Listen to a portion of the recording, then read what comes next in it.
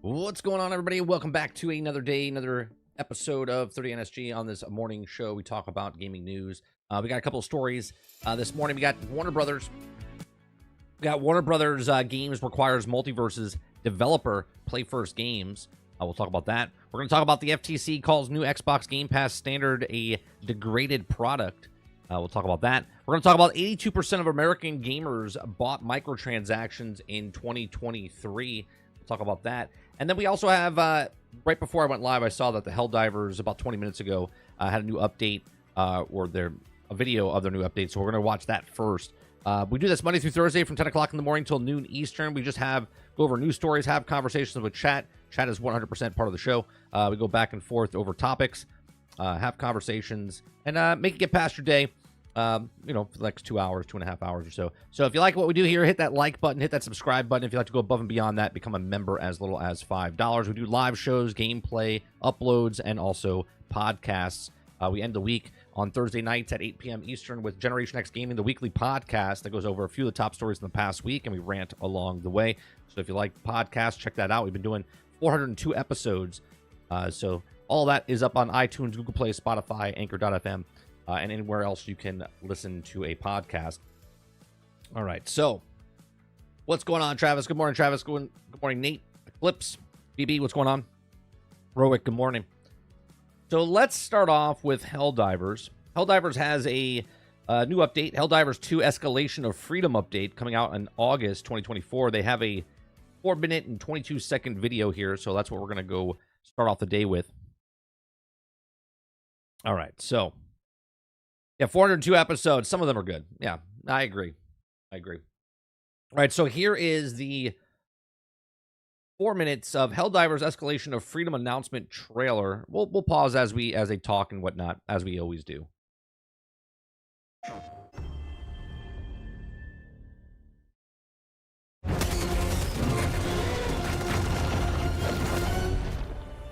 Since launch, we've improved Helldivers quite significantly together with you, the community. We've released a lot of content, such as the flyers, the TCS missions, the destruction of an entire planet. I haven't seen that one. The destruction of an entire planet. Where was that? How come no one wrote an article about that? Did I miss that? Good morning, Water. Good morning, Alien. What? A whole planet exploded. The TCS missions. The destruction of an entire planet. Well, missed something there. That's some incentive to start playing the game. You don't know what you're gonna miss. This time around, we've got something special prepared for you. It's our first step out of many, where we're gonna expand the game in big, meaningful ways. New game modes, new objectives, new enemies. That's straight up ATST from Star Wars. I think they did that on purpose. You know why? Because there's already people doing mods for Star Wars for Helldivers on PC. I guarantee you they did that on purpose. And even a whole new difficulty. To give you that, we have to escalate it. An escalation of freedom.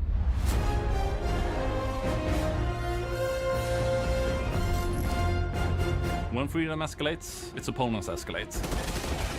We're bringing back a fan favorite from Helldivers 1, the stabby, tentacled beast known as the Impaler.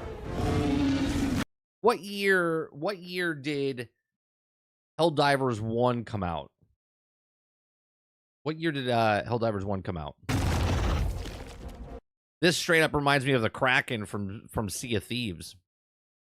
Now, I'm not saying they stole it from Sea of Thieves, because if they had it in their original game, cool.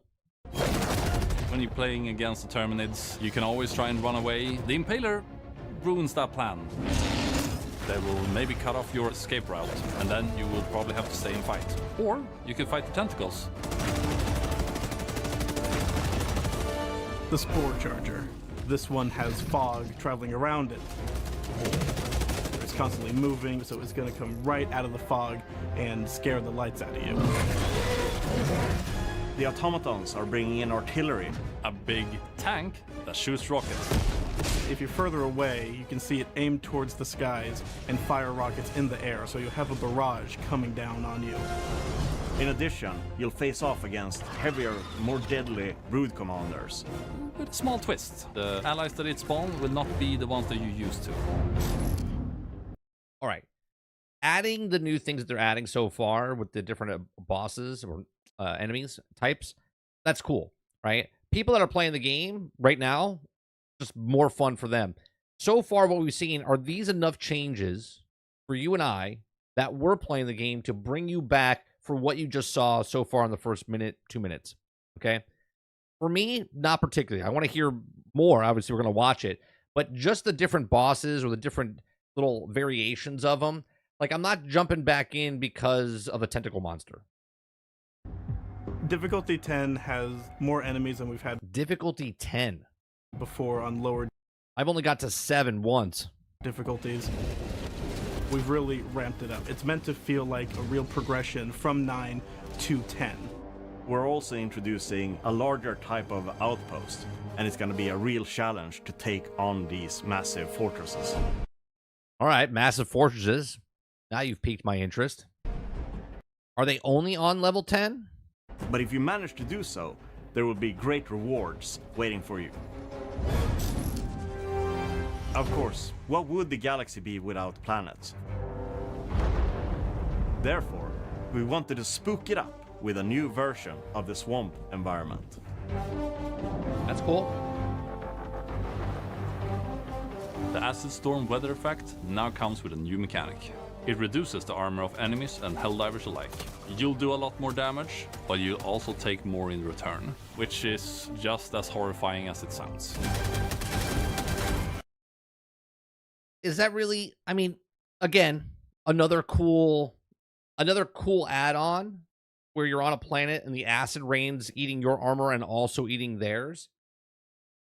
But that's just like being on a regular planet and I'm doing the same do you know what I mean? Does that make sense? Like, if my level of shooting someone is 10 and 10 on a normal planet, okay? But now we're on an acid planet and now it's 5 and 5.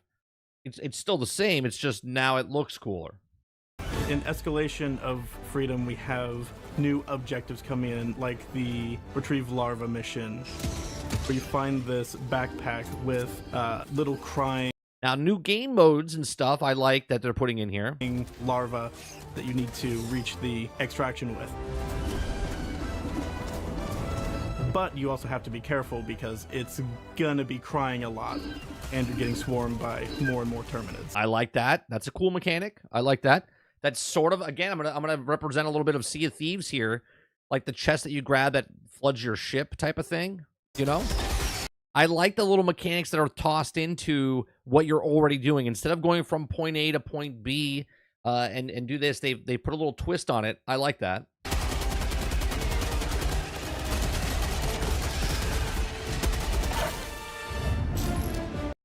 Murdered his own guy. With the Second Galactic War in full swing, Super Earth is currently battling the automatons and the bugs for control of the Milky Way. The Automaton Legion, they are constantly building bigger and worse war machines. The Terminids' migration patterns seem to be changing. There's also been some irregular readings of the Terminid spores in the various sectors where the Terminids are spreading. And we will see where the story develops from here. Look, to me, that's the biggest thing that Helldivers has, is the storytelling they're telling each and every single week, that you feel a part of the story, and they've nailed that. They've nailed that very well. So, have we told you everything that's gonna be in the Escalation of Freedom? Of course we haven't. We have many more surprises in store for you. A surprise here and there that you maybe didn't expect. On August 6th, I'm ready to dive, and I hope you are too. Oh, Jesus.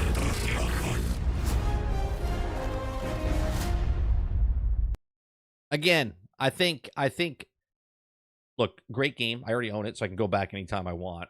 It looks like all the updates are free. I do love the fact that they've constantly have evolved the game as it gone, right? Like, I stopped playing months ago. I didn't know about the planet blowing up. That's pretty cool. I like the way that they're expanding the universe. I like how they're making adjustments to the planets and whatnot. A lot of that stuff doesn't get me excited to jump back in, The new modes and stuff is fun to jump back in to try those out. But yeah, it'll be interesting to see. I gave it criticism when it first came out about the war bonds. I said, let's see how it is in like November, right? There's going to be so many war bonds that you're looking for. You're going to be kind of overwhelmed on what you can do and what you're doing.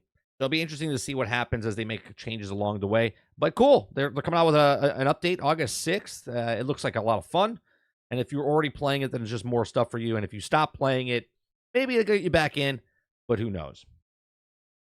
All right. It's not going to get me to jump back in. I got too many things that I'm playing, and I'm not playing enough of. Who else jumped in here? What's going on, Mo? Good morning. There says, and with that statement above the tentacle monster, you lost your Japanese audience. Well done.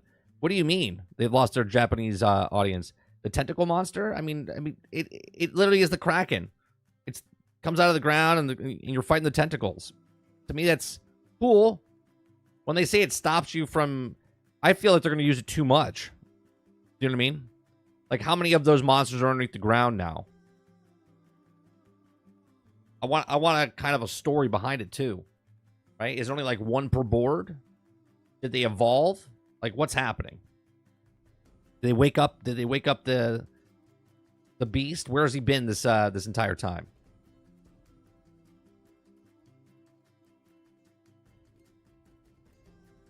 I owned it until Sony stole my games. Wait, so you can't even play Helldivers anymore? Ron Slusher says, does Skull and Bones have anything new coming? I believe they do. They have a season pass that people paid for. So I'm assuming they do. Haven't heard anything about it.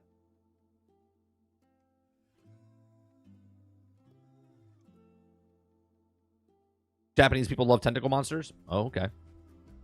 If they're smart, you're allowed to make a bunny. Bunny sells everything. Yeah, they put bunny type of characters inside the game. No, I like Helldivers that it stays kind of neutral. Right? You don't know what your character is or who he is or what they are. They're just soldiers going into battle. I like that.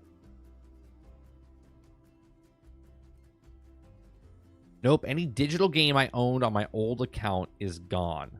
Bro, you've lost all your games and they haven't done anything for you?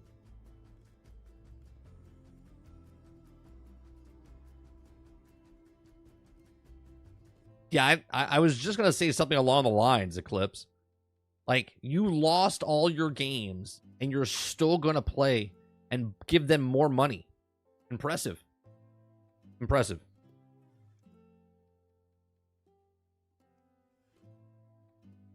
Is Starship Troopers telling its story the same way that Helldivers 2, or not really? Not that I know of.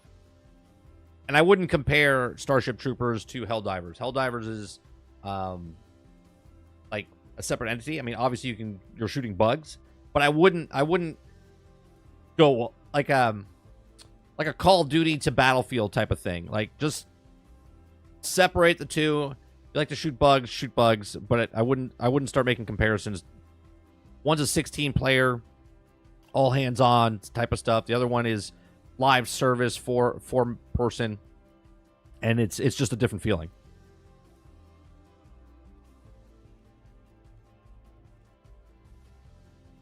Nate says, you know what's fun? Justice League, Cosmic Chaos, the kitty looking game. Oh, I know what you're talking about. Jay Shockblast talked about it when he was on the podcast a bit. It's only that you only control like Wonder Woman, Batman, Superman, and Flash, I think. Or maybe it's just the three. They claimed it was a TOS violation. What did you do? And can they show you proof? If they can't show you proof and they just took your games because it said it was TOS violation, it seems like a lawsuit to me. Game sharing with a cousin. So you did break TOS then?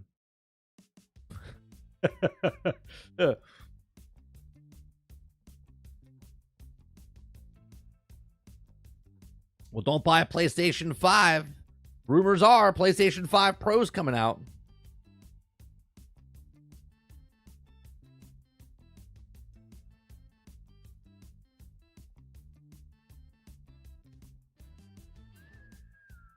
Technically, yes, but I didn't break the spirit of the law.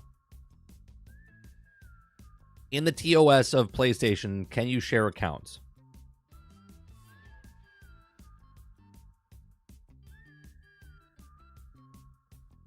Ron says, anybody playing the Marvel Rivals beta? I am not. I am not. I think did it come out already? Is it, or does it come out this weekend?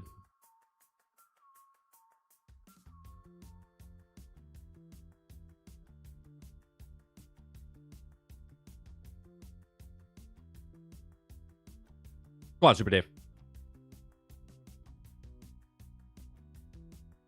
Drops today at 4. I forget if I signed up or not. I might be in it. I might try it.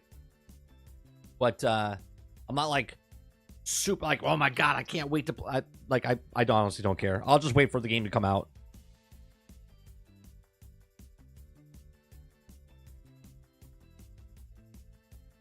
All right, let me go to... I saw this. Let's talk about this for a second. I mean, this was a no-brainer. I said this when they first announced that they were teaming up with Lego. Okay. Lego Fortnite set images appear online ahead of expected release this year. Obviously, I said on GXG, I've talked about it in when they first announced that Legos was coming to Fortnite. I said it'd be smart for them to make Lego Fortnite stuff. Not only did I say that, but I also said that it would be cool. I don't know if they're doing this, but if you buy the Lego set, that you would also get inside the game, and that would make sales go up and more player go up as well. But Lego Fortnite sets image appear online ahead of expected release this year. The sets will seamlessly launch in October.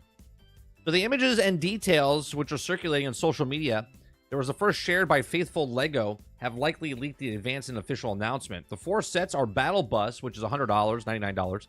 Gilly Bone, which is $99. Supply Llama, which is $39.99. And Der Burger, which is $14.99. The Battle Bus set will include 9 minifigures representing some of the game's most iconic skins. The minifigures come in accessories like pickaxes and in-game items like chug jugs. Also, no traditional guns are included in the set. LEGO typically refrains from including more adult weaponry in sets, and only does so if it's sets aimed at an older audience and editorial justified by the set, like Star Wars and whatnot. The Battle Bus set is aimed at 10 plus, meaning that it'll also instead lean towards more fantastical elements of Fortnite's weaponry, and the sets will be released on October 1st. So here's some of the pictures of it. We got the Battle Bus. That's gonna be $100. We got the Peel Bone. That's $100. We've got the Llama. Okay, and then we also have Der Burger. Okay. Now, what's interesting about this is, again, I think this is just the start of it. Okay, this is just the start of it. I truly believe that once they start seeing how this is the testing ground, if it sells well or whatnot, it'll be interesting to see how they start implementing with Disney coming in and how they do their Disney figures and stuff in the future, how Lego deals with this. Now, this will be interesting if they do Lego Star Wars Fortnite. Okay. Like, there's already Star Wars in the game. It's a whole separate mode now in the Lego format. There's already Lego sets. Now, I wonder if they'll do Star Wars Lego Fortnite sets inside the game.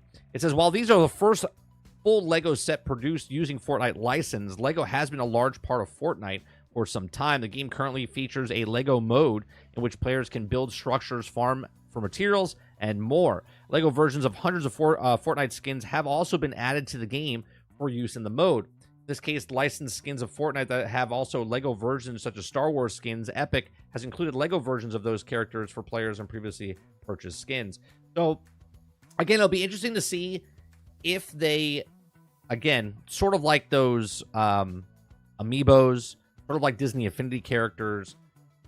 You buy the toy, you buy the figurine, and then you can scan it into your game type of thing.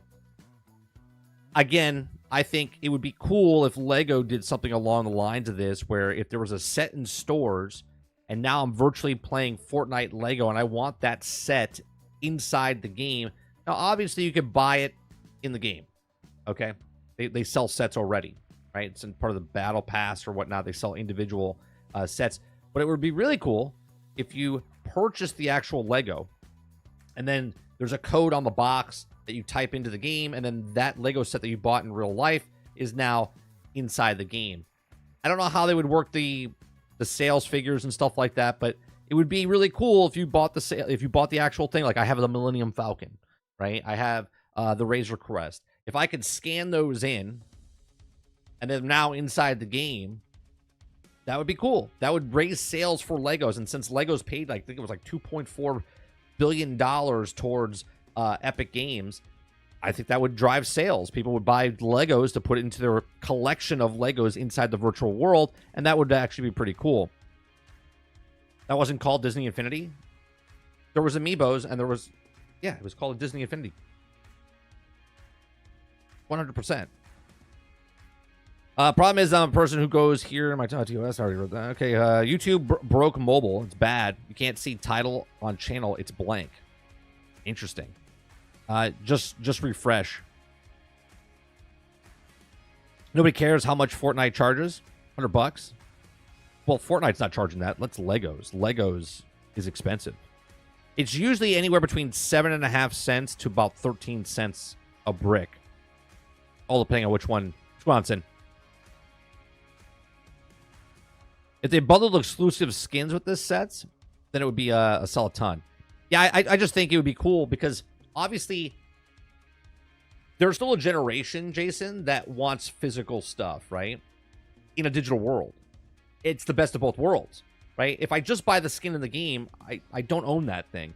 But if I buy the figurine in the store for that Lego figure, and I can get that Lego figure inside the game, then not only do I have him in the game, but I also have him in real form. I don't know. There's something about it. Even with the Disney Infinity characters that I have, they're really cool, but they were very expensive for them. So I know there'll be some type of problem with sales because, like, if Lego sells that, what percentage are they giving to Epic when it gets scanned into the game, or vice versa type of stuff, right? I'm saying that you're describing it. It's just Disney Infinity 2.0. It didn't make it because of how expensive the molding and stuff was. Lego already makes the molds. They already have the toys.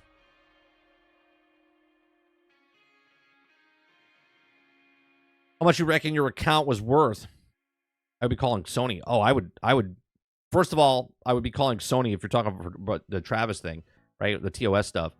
If he's got thousands and thousands of dollars in games, in digital format, and they just took that from him, I would never buy anything from them again. That's me personally.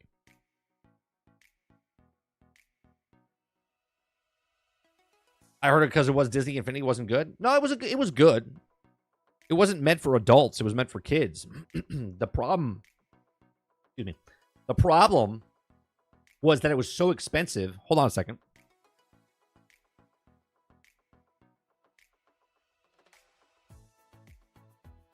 It was so expensive for the molding of these things, right? And like, there's Groot, right? There's Boba Fett. And then the chips that were in it at the bottom, right? And the chips that they had for these things in the bottom. I liked collecting them just because you put them on the shelf. I didn't even give a shit about the game. Okay? But it was cool that you could level up your character, and everything that you did, then you could go to your friend's house, and you put it on their station, and then your character is in their game now. It was really cool.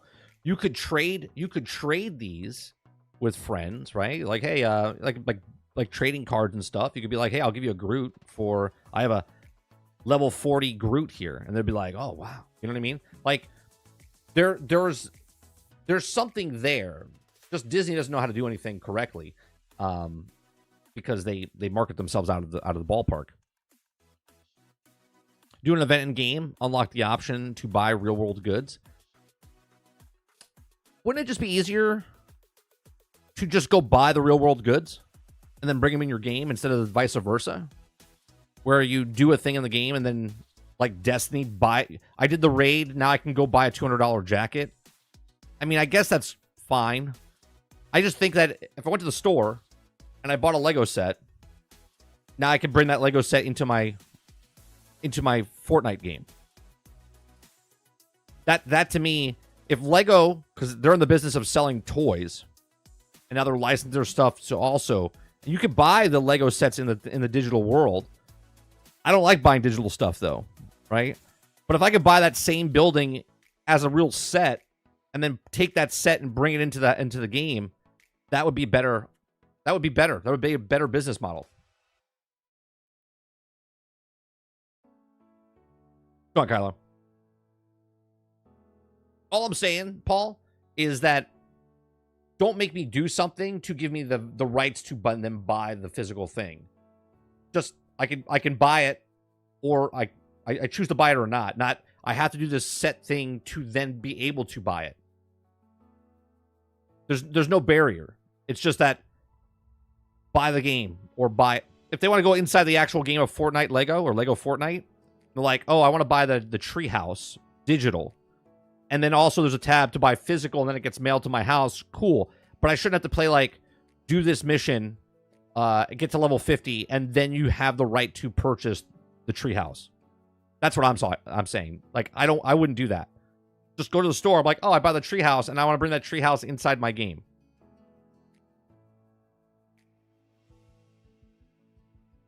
Bungie also let you buy a Destiny toy, get it in-game items. Again, the option. I don't want to do the raid so then I can buy a jacket. I don't want to earn the right to buy something. I just want to buy the thing.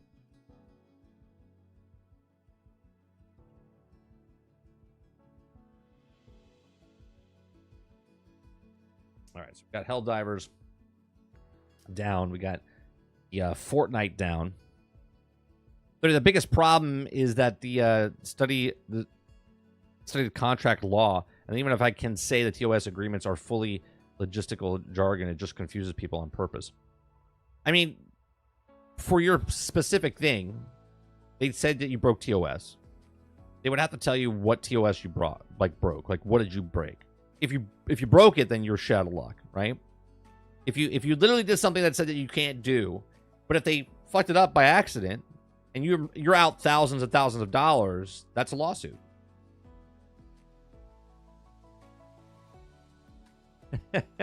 Butter says, damn it, 30, if you don't want to buy the Destiny Tower, just say so. Look, you could buy the tower. I'm saying I don't want to play the game for like 100 hours to get the opportunity to buy the tower. That's all I'm saying. Right? To me, that would be dumb if they made it where you beat the raid, you can now buy the jacket. I just want to buy the fucking jacket.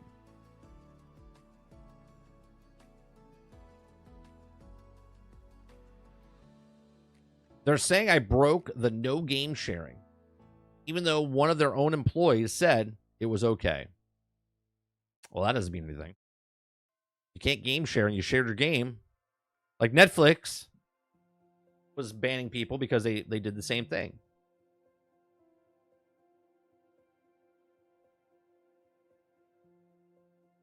It's weird, though, because I do the same type of thing with Game Pass, right?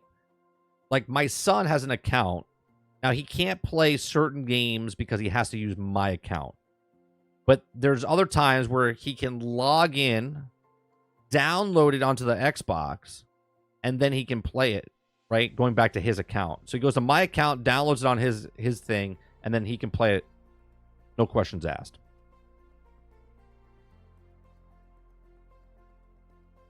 So they have a game share option, but you can't share. I guess not. I mean, I don't know how Sony works. And I would report them to the Better Business Bureau. Yeah, I mean, it sounds pretty shitty, right? Just imagine that, though, in that context of you've spent thousands of dollars with their product. And instead of them saying, hey, you can't share games and give you a warning, they literally took everything you owned away from you. No questions asked, just take it away from you.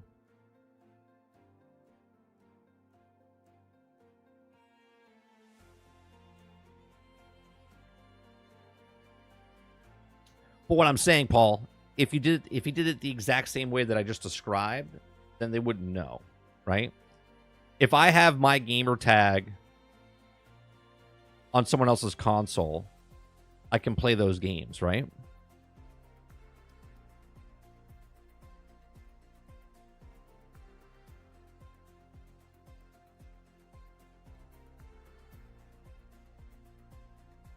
I still think it was because it was hacked, and they're saying they cover their asses. All I'm saying is you seem pretty calm about it, and you're continuing to buy Sony products. So either you're okay with it, or you know you did something wrong and you're still okay with it. Because if it was their bad, I wouldn't buy anything from them ever again, personally. But each their own.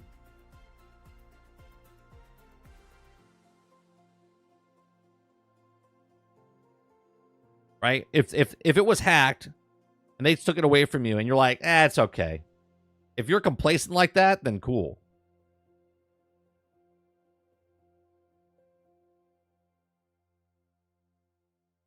But I would never give them money. Same with Microsoft. If Microsoft deleted my account and then took all the games that I paid for away from me, we're not talking Game Pass here. We're talking games that I purchased that they said I owned. Okay? Now, obviously, we know this conversation is going. You don't own anything. Okay? But if they took my games away, I would never buy anything from them again. Ever.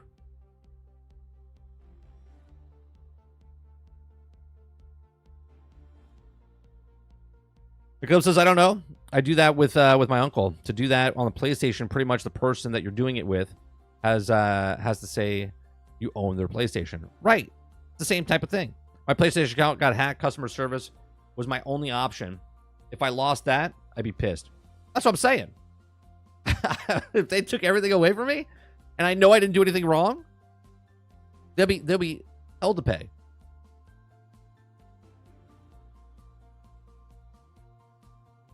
Nate says, I just get my PlayStation 5 like 2 weeks ago.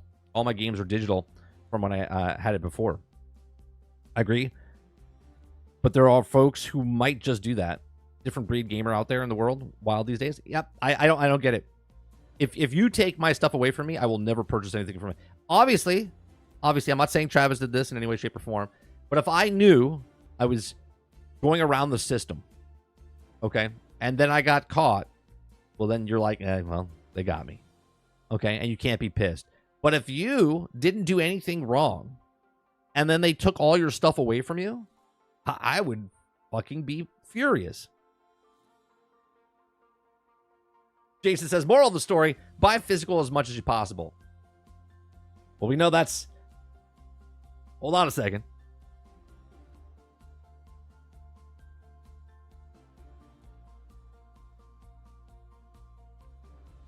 No, that means absolutely nothing. Buying physical.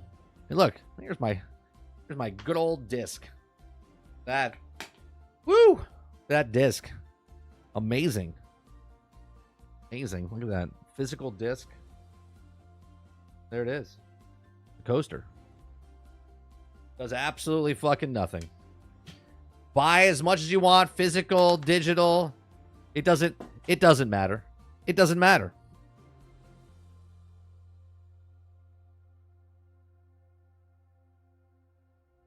It doesn't matter.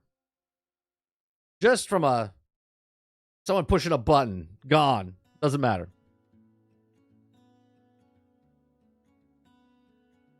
That's right. It does help to not get water on the furniture.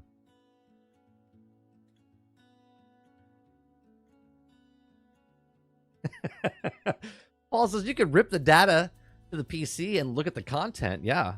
What I like to do, I just take the controller and put it in my hand, and I go back and watch Let's Plays of it. So I feel like I'm playing it, Paul. Really brings in that emotion back that I was playing Battleborn.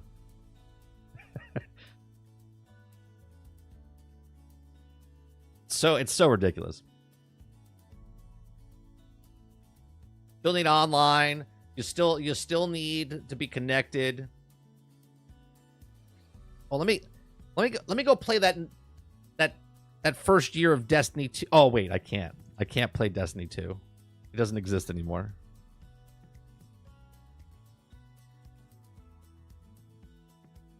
You have to have the disc, I believe. Water. And some of it doesn't work. Like, I tried to put the Ultimate Alliance disc in, and it didn't work. But if I go back to my 360, it works. Come on, Jones. No. I haven't done the main 3 stories yet. We talked about the Helldivers update that they just posted right before I went live. That's coming out August 4th, I think they said. August 6th. And then also we talked about the Lego Fortnite sets that are coming out.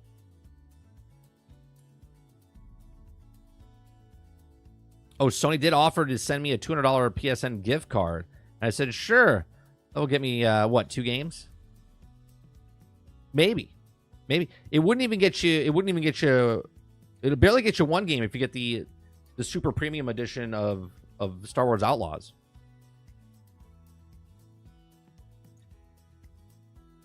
There's a site that tells you which games are on disc if you're able to play them without day 1 updates. Oh, yeah? What site is that, Jason?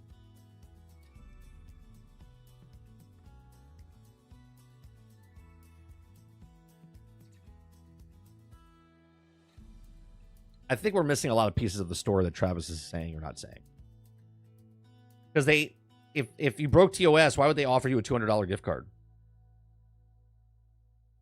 Like, we know you broke the law or terms of service, but we'd like to offer you this $200 package for our mistake. Like, what?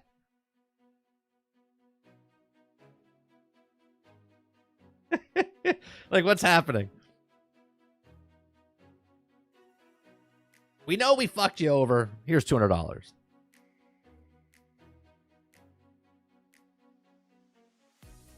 Well, Travis, I don't know why you're still playing on Sony at this very moment. Honestly, I'm not telling you to go get an Xbox or something. But what I'm saying is, I can't imagine. How many games did you have on your Xbox? Or I'm sorry, on your PlayStation? How many PlayStation games or digital games did you have on your PlayStation? Rough number. If the answer's over 5, I would never play again.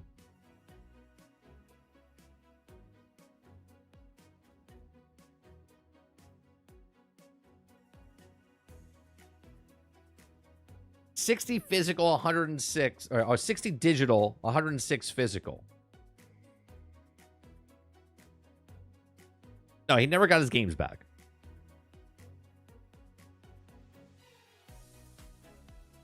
Whenever you find it, Jason, you can put it in chat in here, another stream, or in Discord. That's exactly right, Kurt. They would never get a single penny out of me again. Doesn't matter what company. I don't care if it's Nintendo, if it's Xbox, if it's PlayStation. Doesn't matter who it is. If they did that to me, they would never see a dime. Fuck that, a penny. See nothing.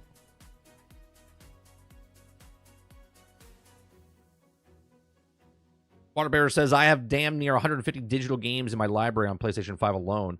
About 300 to 400 on Steam. The servers go down, I'm screwed. Also, it's a good thing in the UK, we can request everything under law. The data.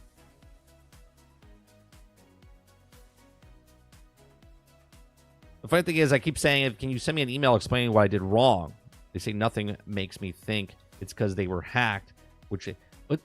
That's fine. You got to figure this shit out. If they can't help you, if they don't have the proof, then they should turn it back on. If they have proof of something that you did, then you need to ask for what you did and show me what I did. I need proof of what I did. Because even if you got hacked and someone else did it, then it wasn't you. Right? You got to figure it out. You can't just be like, whatever. Unless you don't care. If you don't give a shit, then fine. But then, drop it, right? But I think you care.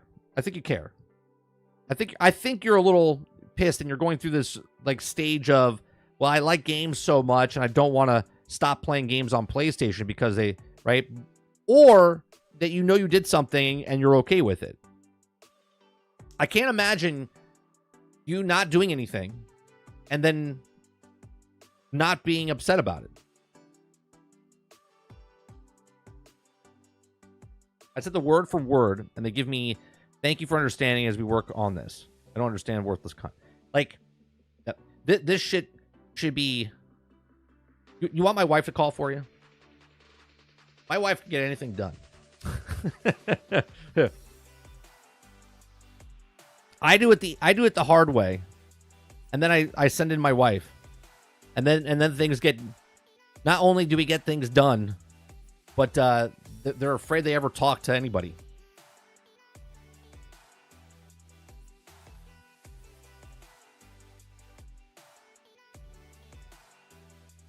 Yeah, something's not adding up, Titan. Again, I'm not picking on Travis, but if it was me, and if I knew I was breaking TOS and then they took my stuff away from me, I'd be like, well, they caught me, right? And I'm like, well, my bad, okay? And at that point, I would still buy stuff from them because they caught me, okay? I did something wrong. They caught me. They have proof. If they show me proof, then okay. If they don't show me shit and they can't prove it was me, and they just have nothing to say, and they're like, well, we'll offer you $200, they can go fuck themselves. And I would be on that phone every single day, every single minute. They would know my name. When the phone rings, they'll be like, oh, shit, 30's calling again.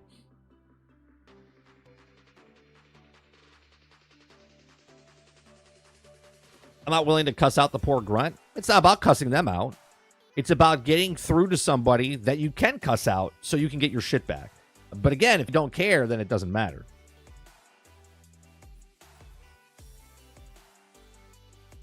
You bought game. You own game. They took game away.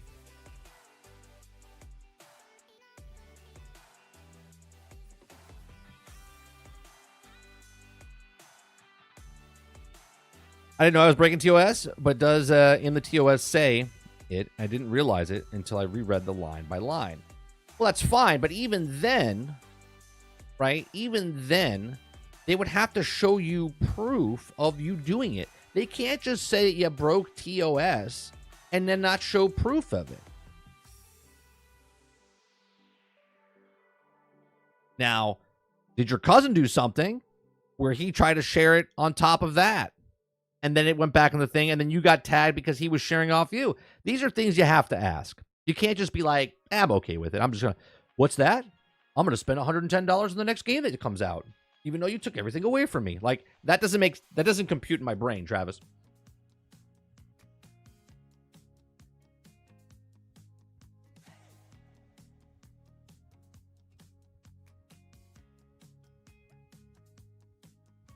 Take it up with the supervisor. That's right. Just go up that chain. Like, hi, Susie. Are you a person that gives a shit? You send me to someone who does. Hi, Ted. Are you reading off a script? Yeah, can you send me to your supervisor, please? Hi, Daryl. Are you the supervisor? No? Then hang up the phone and pass me along to someone that can actually help me. And I would just keep doing this. I would just keep doing it until I got to the point, to the person that says, how can I help you, sir? Well, Thomas, I have to say, I'm completely infuriated with your business model here. I've asked for proof of, you guys said I did TOS, and you're not proving me anything. I would like it in writing. I would like an email. If not, I would like, and you just keep going up.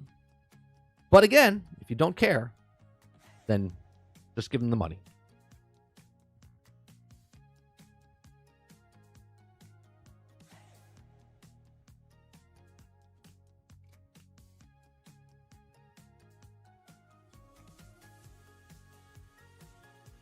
If that account starts showing up on a lot, 10 plus consoles, the account will be flagged.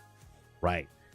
Now, if you share something with somebody and then that person takes advantage of it and then shares it with somebody else and so on and so forth, then you'll get paid because it's your account, right? So then you got to start asking questions, right? You got to start asking questions. Can't just be, I'm okay with it. Unless you know you did something, which I don't think you did. All right, let's start off with this one. Let's start off with the 82% Americans. 82% of Americans gamers bought microtransactions in 2023. Just off that alone, just off that title alone, nobody can complain about 82% of the people cannot complain about how games are going in the industry if you're buying a microtransaction. You can't buy a microtransaction and go, man, I really wish games didn't have microtransactions in it. I don't know how games are getting worse. You know what? I'm just going to keep spending money on microtransactions, but I really don't like microtransactions. When are they going to stop making microtransactions? They're not. Do you know why? Because 82% of Americans bought microtransactions in 2023. And someone will come in and go, well, I'm having fun. Well, it's much bigger in Korea or in China. Cool. Okay. If you want no microtransactions in your video games, then stop buying microtransactions in your video games. Okay, so let's read this, shall we? It says Microsoft. Let me make this nice and big for the blind people in the back.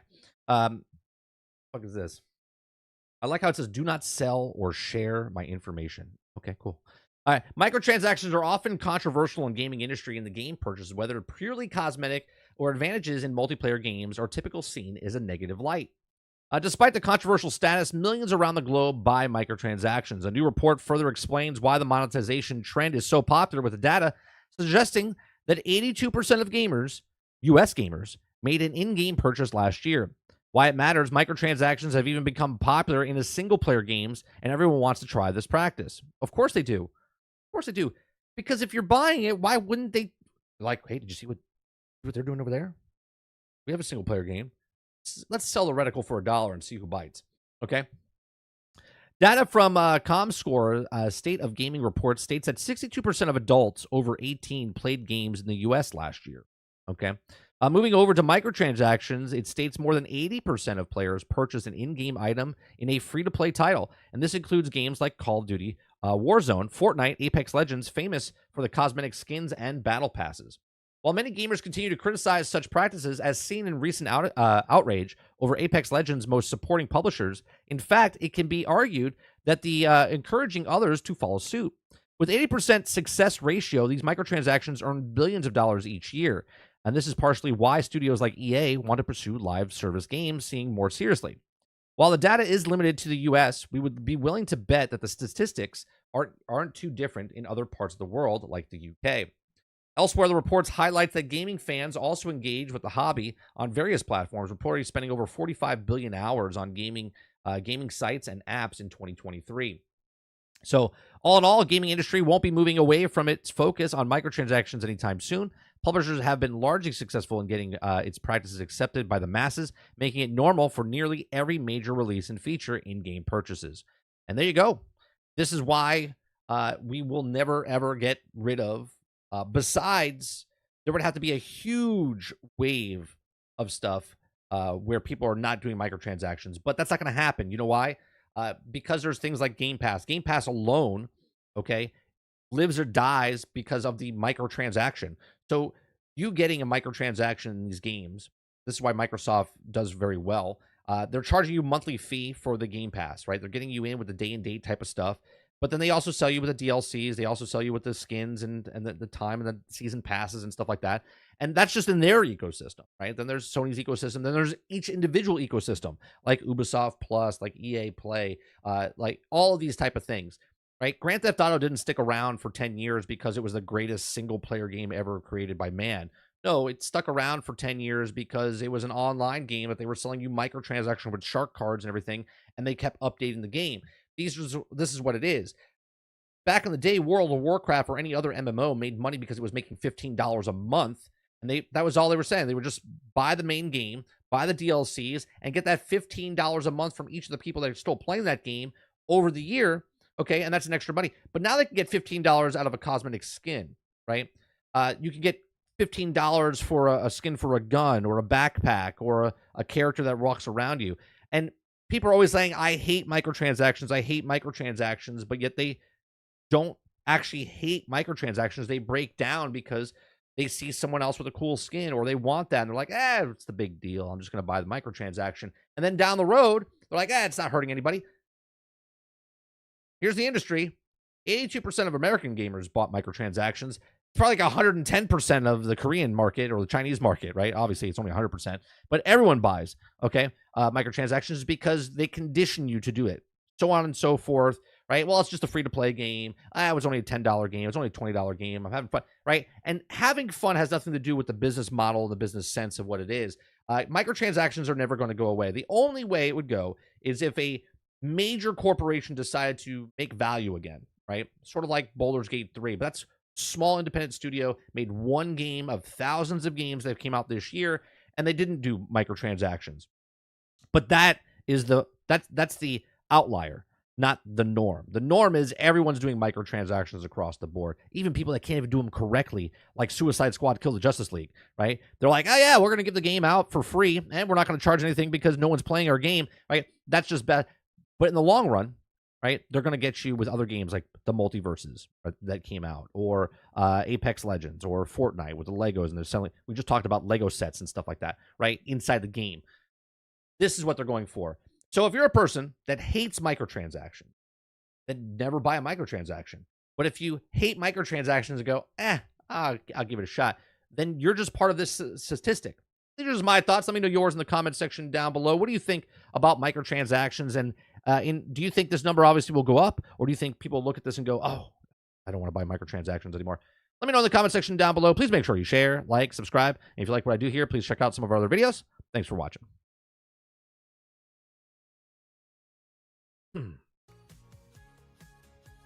82% of gamers bought microtransactions in a free-to-play games. No, just in general. In general. Not just free-to-play games. The article says that 82% of the gamers made a purchase last year. 62% of adults over 18 played games in the US last year. And then 80% of the players purchased games items in free-to-play titles.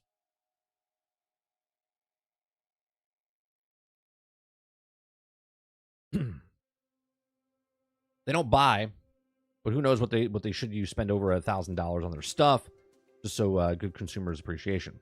Companies don't care about your customers. That's a myth. Eclipse companies care about your money. That's all. I'll say this again, Travis says, but the DLC is a type of microtransaction, so it's more like 100%.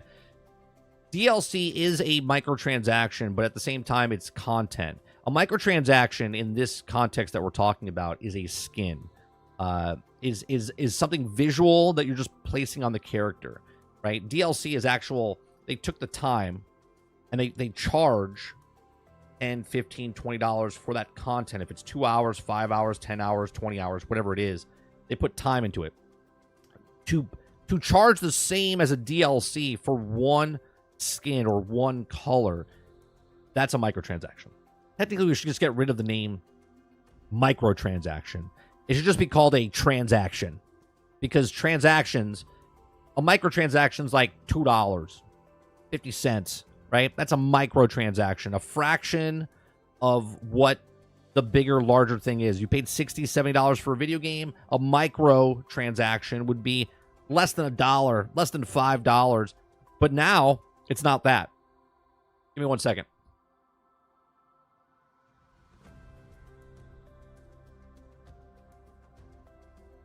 Heard my dog barking. We had a cow escape this morning, and I thought another one escaped. So, wanted to make sure.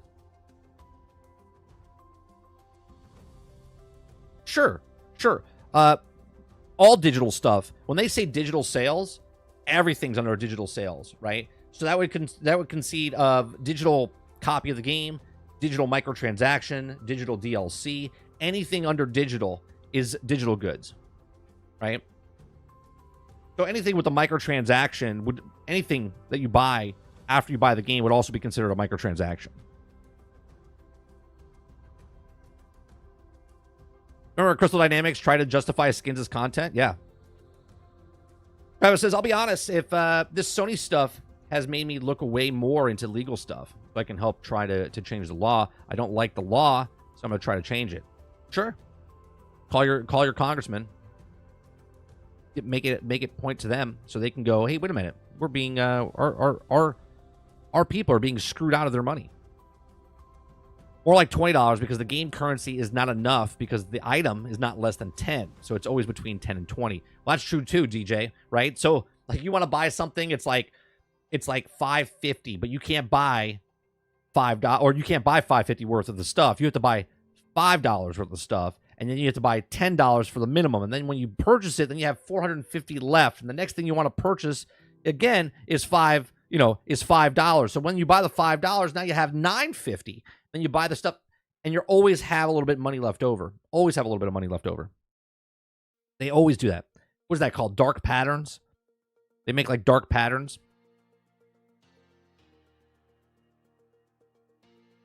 Nate says, I already spent 100 in the first Descendant since it came out.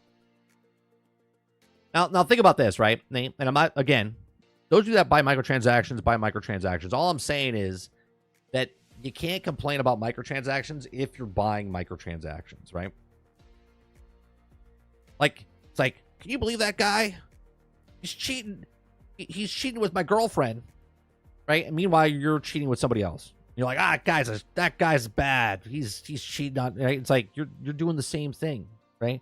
So like, don't throw rocks at a glass house, right? If you like microtransactions, you're buying microtransactions, fine. But then don't sit here, and I'm not saying any of you guys are doing this, but I'm saying those people out there that are like, I don't like microtransactions.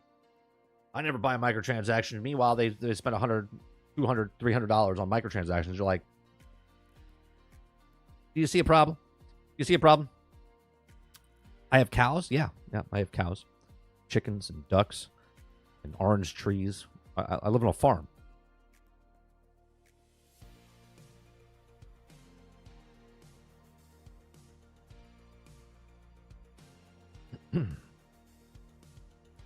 I stopped buying skins in Fortnite and battle passes.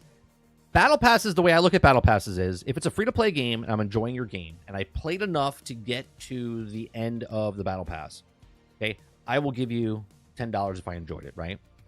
I like the opt-in option where I put my time in, I beat it, and I want that stuff, and I'll be like, they didn't steal it from me then because I played it, I enjoyed my time, and then I paid for the battle pass.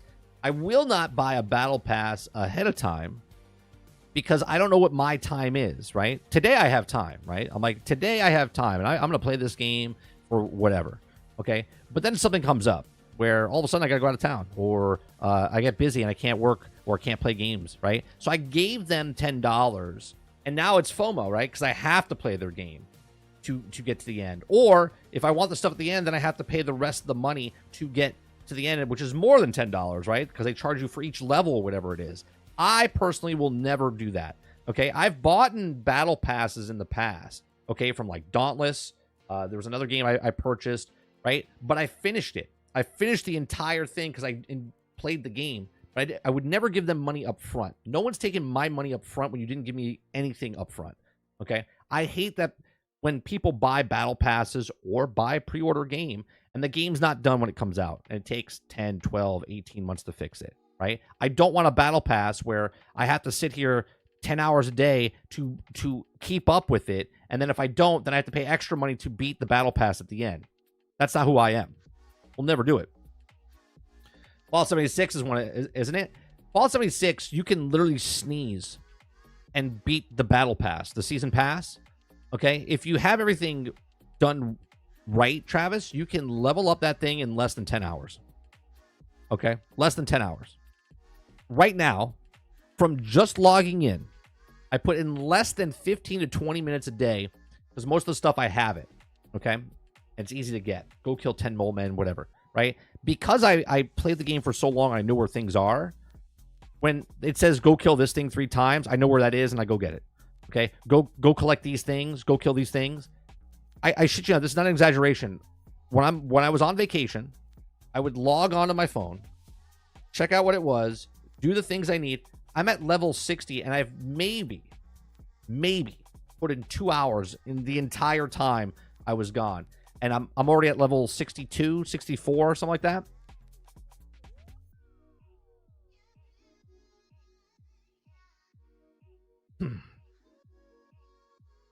Do you grow lemons? We have a couple different trees of, we have mangoes on our property, we have orange, we have different citrus, grapefruit, but we don't mass produce these, right? We have oranges, which we use for squeezing for orange juice, for juicing. They start growing in like November, and then we take them off January, February, and use them, sell them in a store and stuff.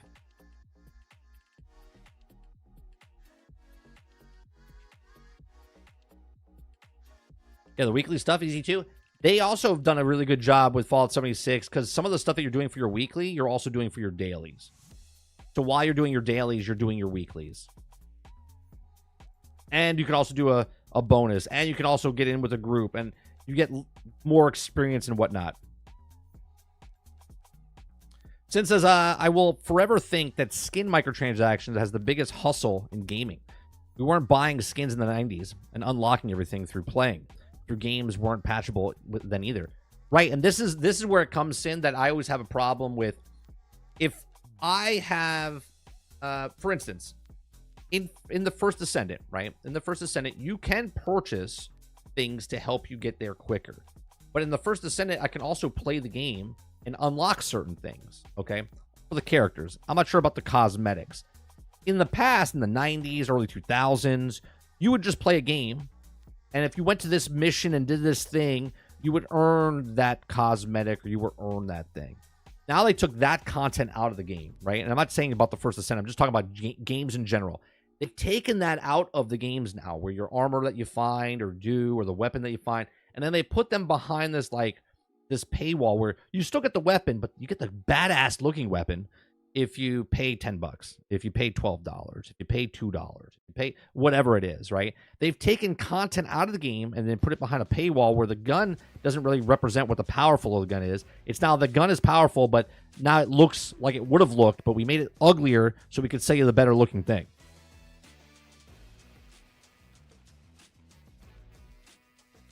I think 76 is actually one of the best live servers out there today. I'll be honest with you, when it first came out, it was a horrible mess.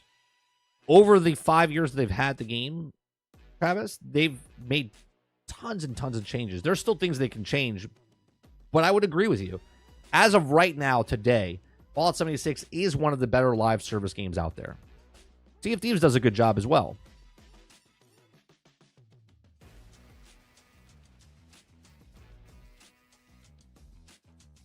But it's not horse armor. People like to use the horse armor from Bethesda as the catalyst, but it's not. Was it Maple Story, or was it there was another game that did it before them? But Bethesda's just a bigger company. And they're like, well, let's blame them.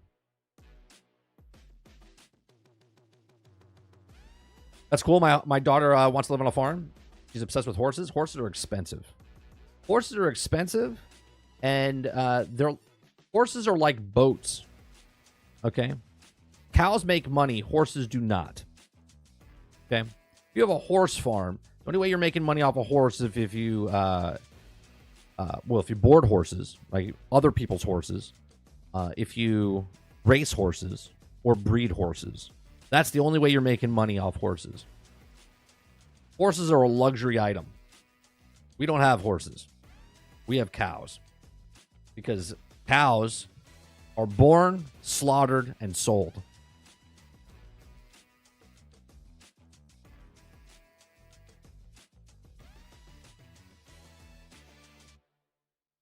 Just posted a new article about Fortnite broke on Xbox. Let me check that out.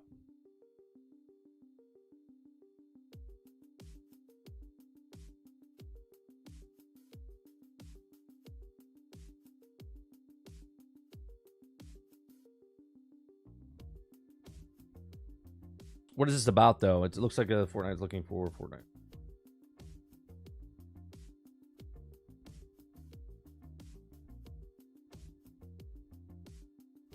Something before, and a rare occasion. It's broke right now, but they were investigating an issue causing the 30.30 patch size to be much larger intended for Xbox players. Yeah, they'll fix that.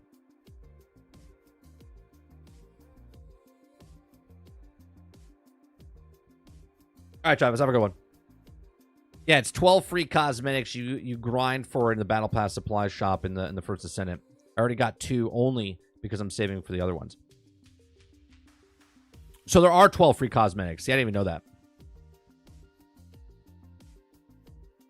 I like how Eclipse said, did you read the article, Magic?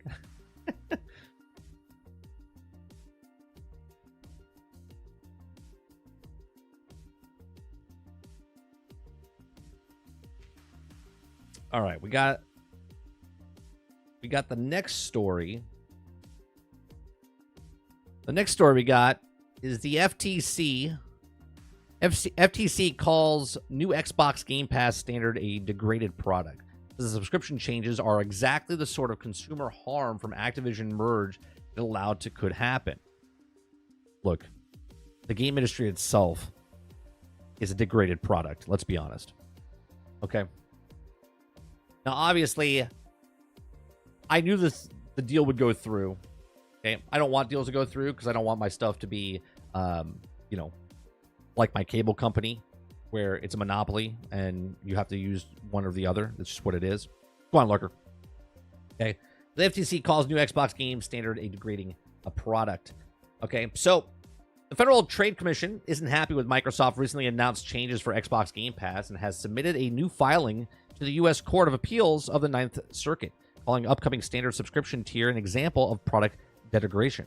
Okay. Earlier this month, it was revealed that prices of Xbox Game Pass Core and Ultimate are going up on September 12th for existing consumers and new consumers or customers. Those changes also have come into effect already. In addition to confirming that the regular old console tier of Game Pass is being replaced by Xbox Game Pass Standard, a more expensive option that also includes online console multiplayer, but removes the day one game release as a consistent benefit. It's slightly confusing, but the frequently asked question page notes some games available for Xbox Game Pass Ultimate on day one will not be immediately available with Xbox Game Pass Standard and may be added to the library at a future date.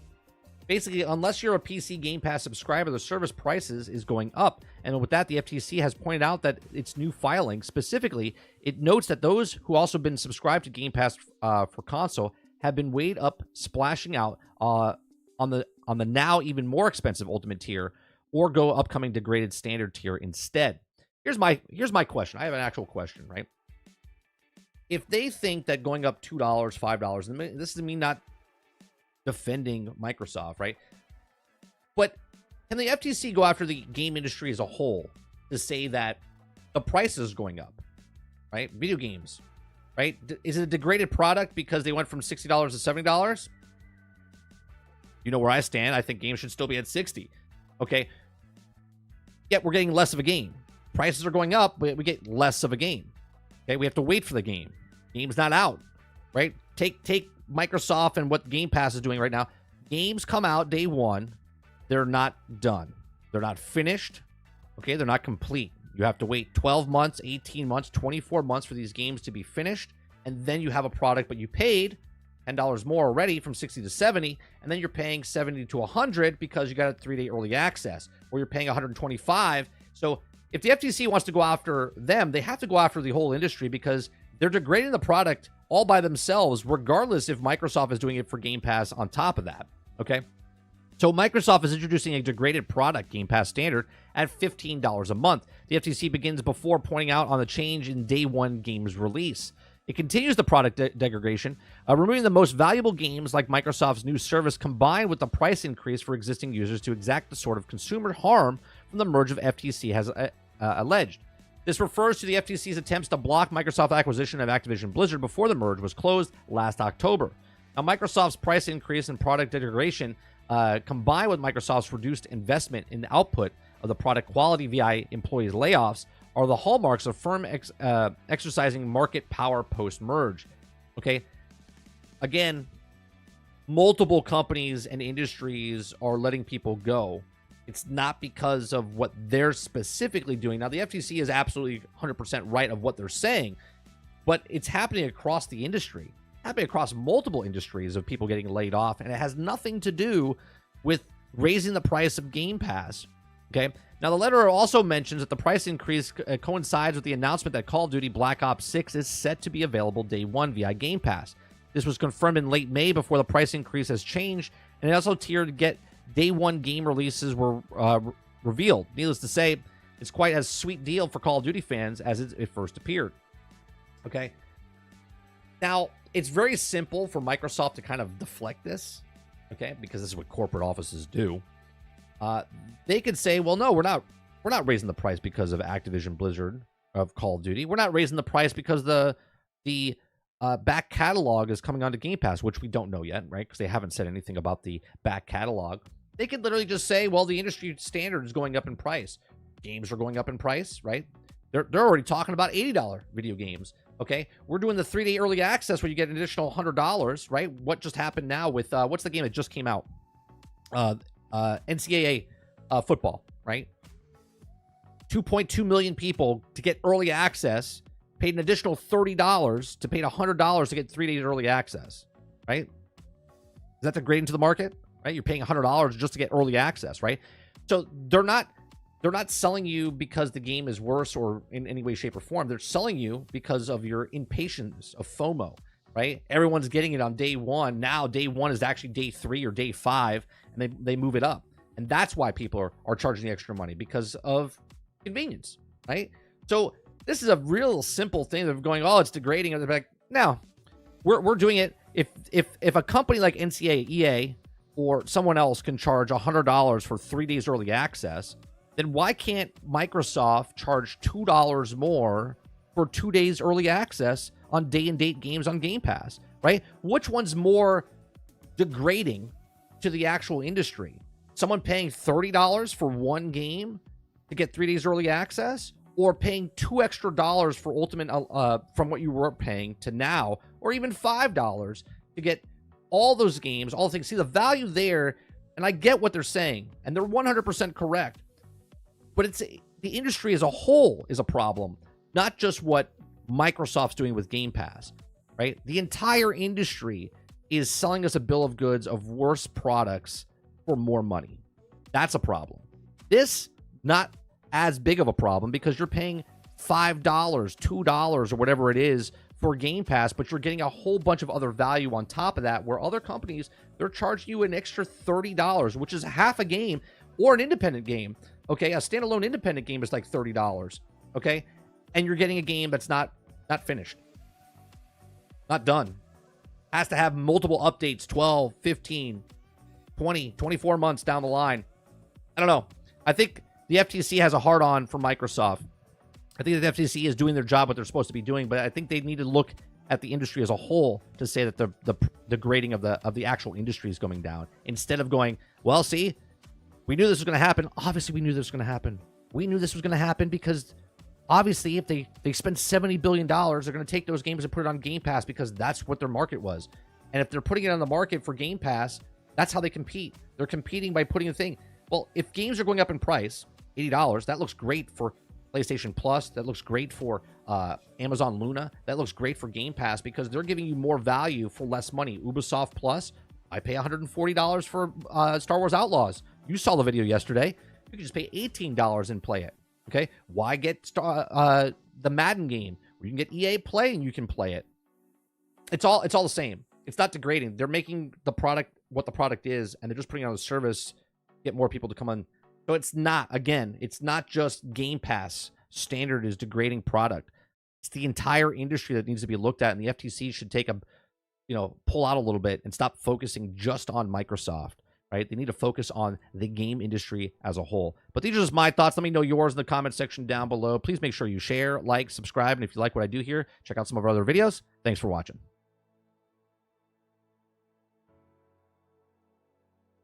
Eclipse says, I think they should make digital at least cheaper. Well, they are, right? Well, at least Microsoft is, right? Just go play it on Game Pass, right? James Thomas says, what topic are we on? We're on topic of FTC calls the new Xbox Pass standard degrading. You also get paints and stuff from the journal. Yes, for the future, the first Descendant, Mo. It took Cyberpunk 3 years to get the official 1.0. But people won't look at that, James, right? They won't look at that. They'll say, oh, it's a great game. No. For the majority of the population, it was a broke, buggy, unfinished game. Right? And you are 100% correct. It took 3 years to get that game to what it was supposed to be at launch.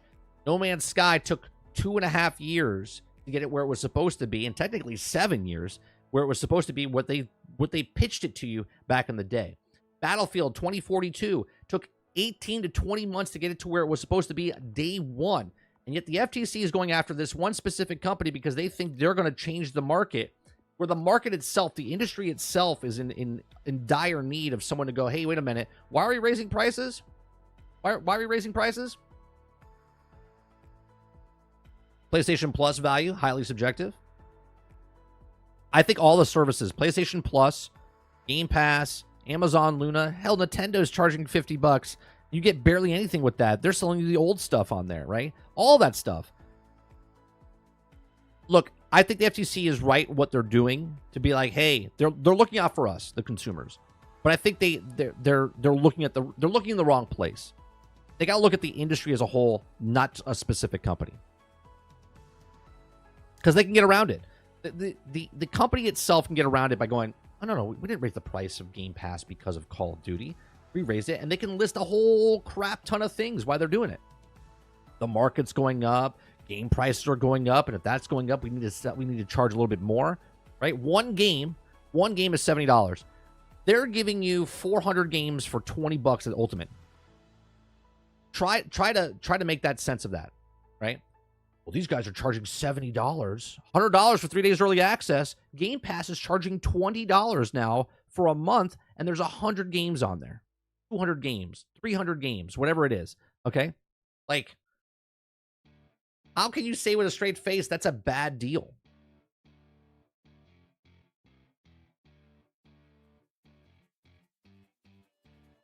Yeah, if they're going to investigate, go with the whole market, right? 100%. Okoki says, I agree with you. The FTC should take a larger look at the industry, but I think Microsoft is their way to set the precedent. So they can use that to cease as a springboard. Sure. But to go after the big guy or one of the big guys is going to be an uphill battle that they're not going to win. Where if they started looking at the industry and asking overall the industry itself, why are the games going up from 60 to 70? And then they go back and go, well, the pricing is getting a little bit bigger. And then the FTC can go, well, how is Hades doing this? How is Valheim making a game? How is No Man's Sky Hello Games making their game for this price? What are you guys doing? Where are these resources going? Why do you need to charge an extra $30 for 3 days early access? How does a game cost $60 or $70, but 3 days early access is an additional $30, right? Why is the game industry charging $80 for a video game or $100 for a video game for 3 days early access and also charge $100 for a skin, right? These are things that they should really look into if they want to protect the consumers.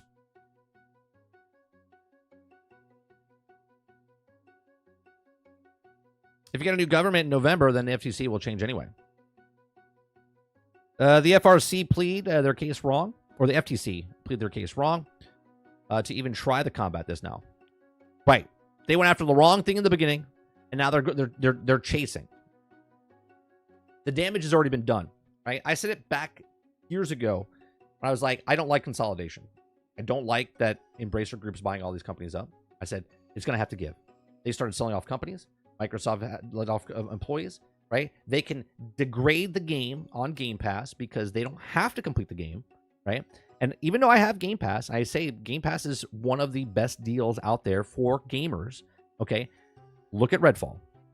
Look at other games that have come out. Sea of Thieves even. I love Sea of Thieves. I think Sea of Thieves is one of the better games I've ever played in my entire life just because it's just a fun sandbox game that you're playing and you're sailing as a pirate, okay? I playtested that game for 2 years, okay? And when they launched it, I was like, how are they launching this? This game is not ready for prime time.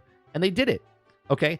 Because it's on Game Pass, okay? Because they charged $40 for that game. Not $60, not $70. They charged $40 for that game when it came out. And it was also on Game Pass, right? It was just a husk of what it is today. And they knew about this, right? Because they can just keep updating the game. And why would they do that? Well, Sea of Thieves, sure, you can go buy it for $40 and they got your $40. But they want you to get Game Pass, just like Ubisoft wants you to get Ubisoft Plus to play their games that are coming out. They're large games, Outlaws and AC, right? They want you to get that membership because there's a lot of games on there that will keep you in the platform, and they'll make more money over the long run with you after 7 months. There's studies show that if someone stays on that thing, they make more money in 7 months. After that 7-month mark, they make more money than they would if they just charge you up front for the stuff, right? So if Game Pass, and you can have fun, play all the games you want, but most of the games that come out on Game Pass, they're good. They're not great. They're good, and they get better over time. Fallout 76, Sea of Thieves, Forza Horizon, right? All of these games get better and better once they're on the streaming service because they want you to come back. This is why they have season passes. This is why they have stuff. It's broke on purpose so they can say, hey, we're listening, and it builds up morale for the customers. They're like, oh, man, they're listening so well, right? They make the problem so they can sell the solution. Don't think any other way, okay? They make a game where it doesn't have enough characters, and then they add the characters over time to bring you back. They have features missing, and they add them in because they can say, hey, we hear you. We know what you want. We're listening to the public. And then they do it. They already know. They already know that. They already made another game like that, and they took that stuff out, and they started base over, and then they build it back up over time, over 18 months, over 24 months. Live service games, microtransactions, degrading the product. That is the degrading process. Not what, oh, well, they're raising the price for Game Pass because Call of Duty's on there. Like, Game Pass could raise up to $60 a month, okay? And it's still a better deal than just buying a $60 to $70 game that have to wait 18 to 24 months to fix. Dolphin says, Cyberpunk, though, best ongoing game, 30. James Thomas says, Redfall was pushed because Bethesda was in dire straits regardless of Xbox layoffs. Probably would have been worse. Well, here's the thing. There was articles written back in the day when they first put out Fallout 76. Fallout 76 was a disaster. It was made within like less than a year. It was like 11 to 13 months. Okay. And there was an article. I don't know where it is now. I don't know how to even look for it.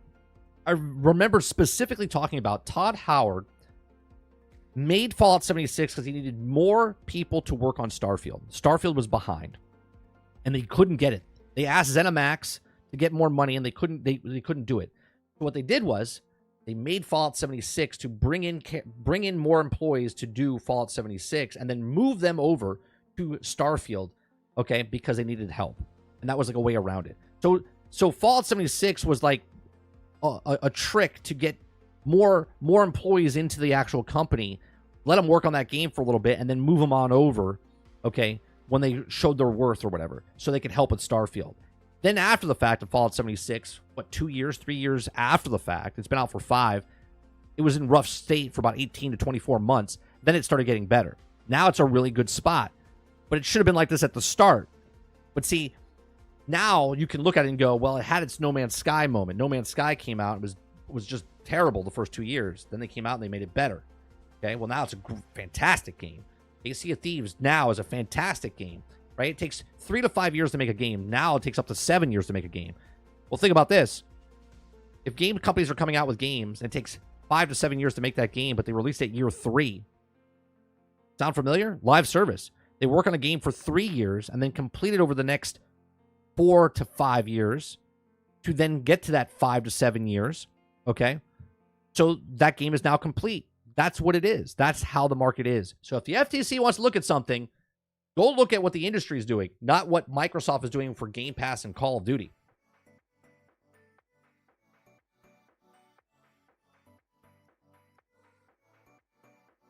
That's my yearly reminder that the Game Awards are shit. Yeah, because of the best ongoing game. Starfield would have released earlier and poor quality. Xbox. Here's the thing. I still think Starfield released too early. 100%. I think it still needed another year to cook. And I like Starfield.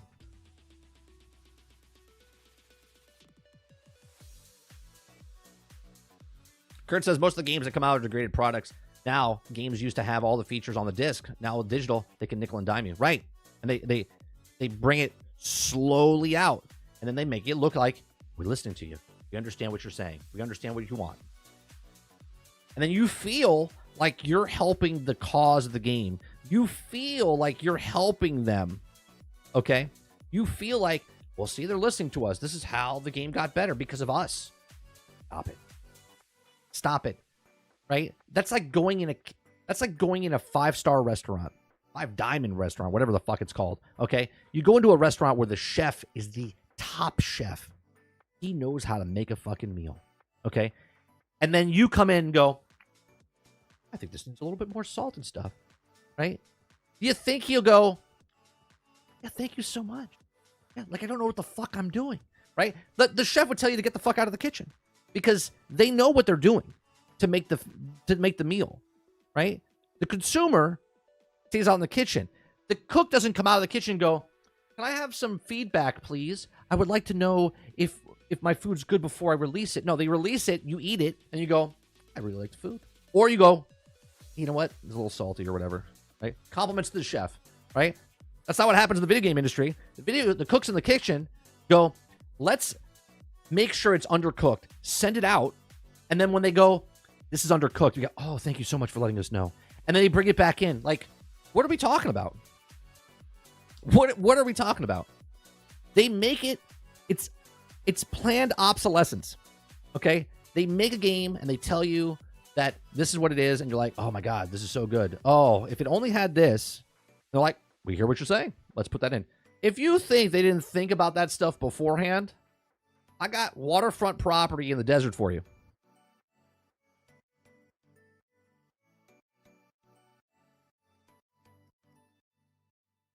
I bought a Gordon. Is Jordan Ramsay? Is that his? Is that Is it? I'm assuming you're supposed to say Gordon Ramsay TV dinner. It was fucking shit. He sold out. I wouldn't buy his TV dinner. Why would you do that? Come on, man. Jordan. It's his twin brother. That's why it tastes like shit, Dolphin. You bought Jordan Ramsay's TV dinner, not Gordon Ramsay's. Son of a bitch. Go look at the box. Does it say Jordan on it?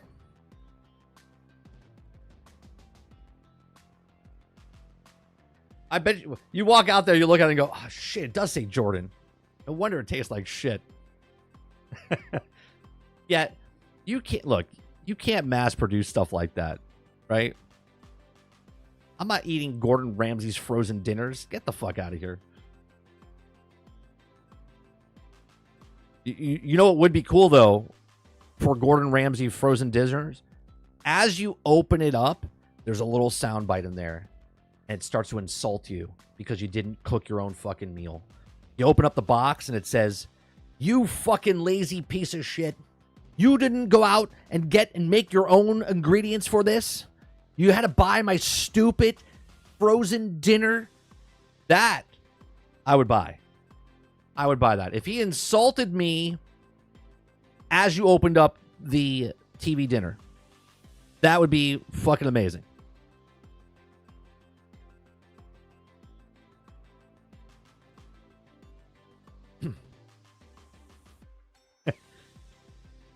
That's exactly what he should do.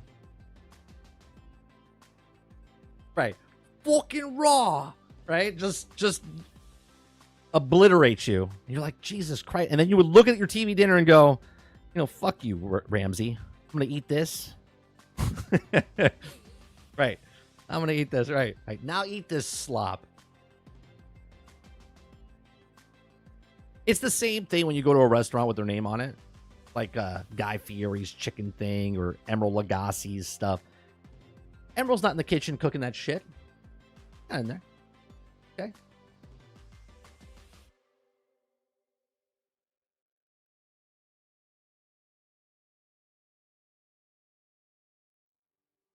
How sad and pathetic are you making this TV dinner?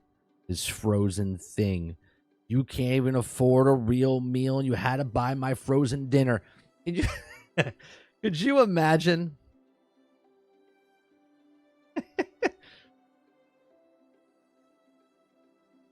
Or you open the box and there's nothing in it.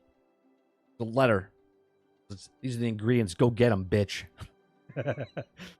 That's That would be excellent. You open up the TV dinner, there's nothing in it. It's just like just a couple weights in there.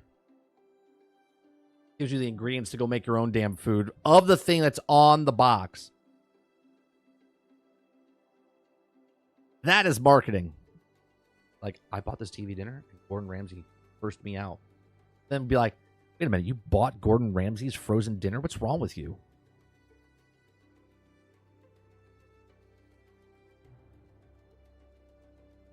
All right, next story.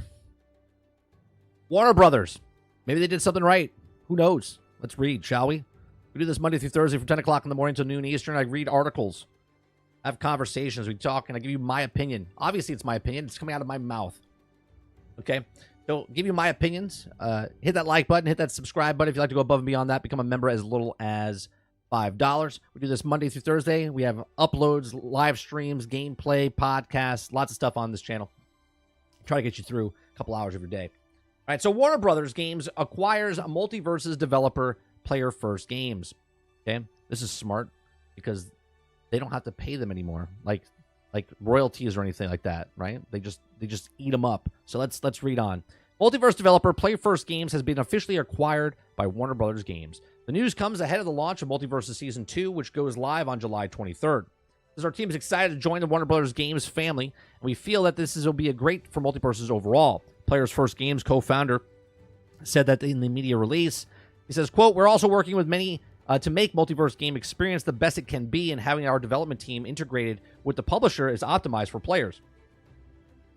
Well, all this means is that now Player First Games doesn't have to pay royalties every single time they want to put a new character in, right? Warner Brothers be like, yeah, put this guy in. We have a new movie coming out. Boom, put him in, right? We have the Joker movie coming out, right? Let's have the skin of the Joker of Joaquin Phoenix. Put him in the game, right? Let's get Harley Quinn of Lady Gaga in there. Boom, whatever it is, right? The new Superman movie, whatever it is, you don't have to get the rights anymore. You don't have to pay the royalties anymore. They're just together, right? They pay for them.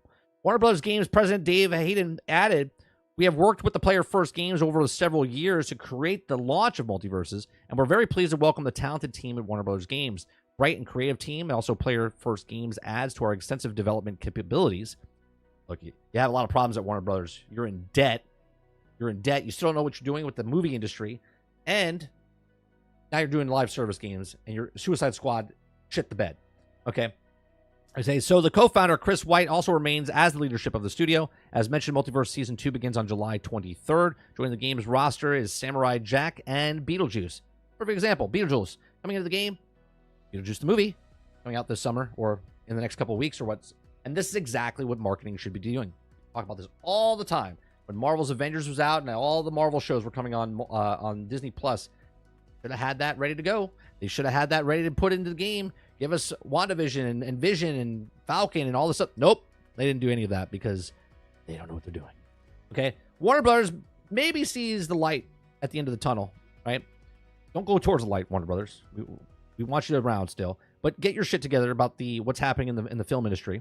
Okay? Get all your stories straight and what you're doing. You're making a Superman movie, but it's not a Superman movie. You're adding all these other things. If you guys have seen the leaked footage or the pictures and stuff. I want a Superman movie. I don't want the multiverses. Okay? I don't want the multiverses I don't want the Avengers. I just want a Superman movie. Is that hard to ask for? Okay?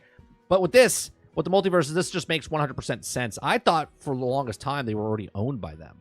Okay? I didn't know Player First Games wasn't owned by Warner Brothers because I thought they were so connected with them and putting all these different IPs within this one game. I was like, this is genius. They can just making the characters come out and sell the cosmetic skins and updates and all this other stuff. I thought it was genius, right? So now they own them. And again, this is smart, right? So Warner Brothers, which is not having a good run of games, by the way, besides Hogwarts Legacy, which was phenomenal, was phenomenal, okay? And it made so much money that they're comparing all their other games to this. This game's going to have problems, though. Okay, this game's going to have problems. It already has problems. They're slowly fixing it. Things that was in the beta last year, they took out of the game. Okay, and we just had a conversation about degrading products. Okay, and yet Multiverses had stuff in the game, took it out of the game, released it in full release, And now, over the first season, they slowly started putting stuff back in to build up the clientele, to build up the rapport with the consumers, with the customers that are playing. Because if we listen to the customers will then, in fact, pay for microtransactions. If they pay for microtransactions, that means they're happy campers. If we're listening, we make them feel like we're listening, and we're adding and fixing things, then they'll be more inclined to spend money with us. And that's the way it goes. Make the problem, sell the solution. So this is a smart move on Warner Brothers for actually owning Player First Games, because now Player First Games does not have to pay for all the licensing and all the stuff, and there's more money in their pockets, more money for Warner Brothers, and vice versa. These are just my thoughts. Let me know yours in the comment section down below. What do you think about Warner Brothers picking this up? Do you think Warner Brothers can make good money with this? Marvel's Rivals is coming out, even though it's not the same type of game of this as a brawler. That's more of a Overwatch hero shooter. There's still IPs crossing over, bringing in as many characters as possible. I said it for this game. I said it for Marvel's Rivals. These games live or die on the amount of people they bring in. Not people, customers, but characters they bring into the game to get people in there. Because if you like one of the IPs, you might come back if Jon Snow's in the game, right? You might come back in if Iron Man or War Machine's in the game.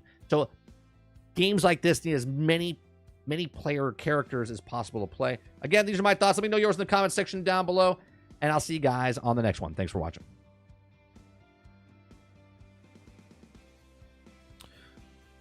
Who's going to see Deadpool this Friday? I hear good things. I saw one of the things, people talking about how Deadpool and Wolverine is probably one of the best comic book films. Okay, so we'll see what that means. I like Ryan Reynolds. I like Deadpool 1 and 2. They weren't fantastic films, but I liked them. I like Heath Ledger. I like Heath Ledger. I do like Heath Ledger, but that's not who's in the movie. He's dead. Hugh Jackman. I like Hugh Jackman as Wolverine. I miss him as Wolverine. So I'm excited to see him back in and see what they do with it. I like both the actors, so we'll see how good the movie is. I don't know if I'm going to see it this weekend though, but I think it's gonna sell a ton. I said it a couple weeks ago with Sarge on GXG. I think it will. I think it will be the most successful Deadpool. I don't know if it breaks the billion mark though. This will be the beginning of X-Men, or the end, Super Dave. Before it even starts, it could be the beginning and the end.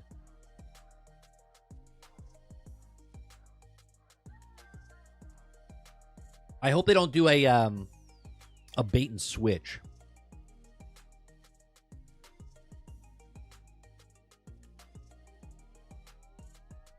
Going Thursday? Nice. Maybe I'll go this weekend. It's hard for me to go though because it's not a movie I can bring my son to. So I might have to wait.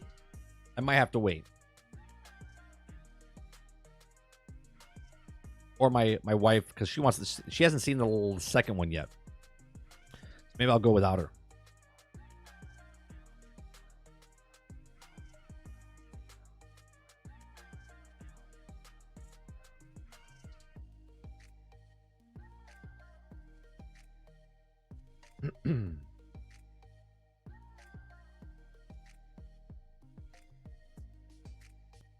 What is happening with the Assassin's Creed stuff? I haven't been following too much because I was out of town. But why are they apologizing? I don't even know if I should read that.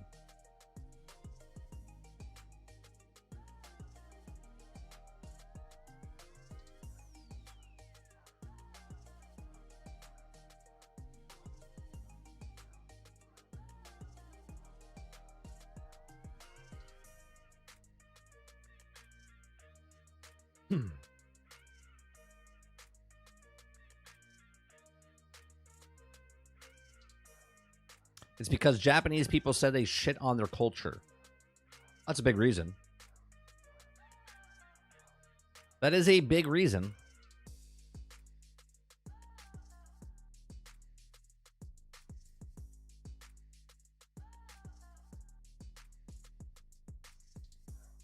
Trying to see if there's any other news stories.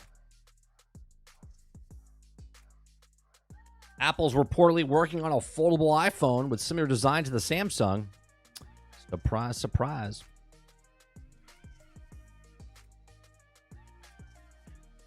PlayStation 5 update out now allows you to invite random internet strangers into your games. What? What? A new PlayStation 5 update out now allows you to invite random internet strangers into your games. Okay? A new PlayStation 5 update has rolled out in addition to usually stability and performance improvements. You can also expect a new method of inviting other players to join the game session. Update 24.05-09.60-00. You guys have all been waiting for that update. No, I know. Will allow players to share a URL link to their open session.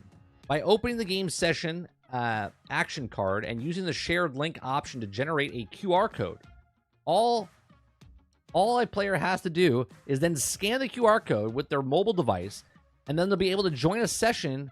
And you're feeling brave, you could also theoretically throw this URL onto your internet and see if anyone joins. You could also quick multiplayer games in case you need some quick backup. Players enrolled in the voice command preview program can also use commands show game help to open game help action cards. And Sony says that the update in device software of some DualSense wireless controllers to make them even more stable.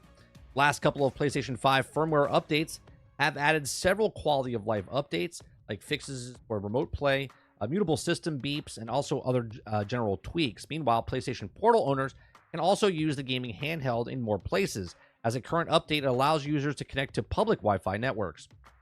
You can also invite other players to their game session by sharing a URL. Does that sound really, like, convenient? You know what I mean?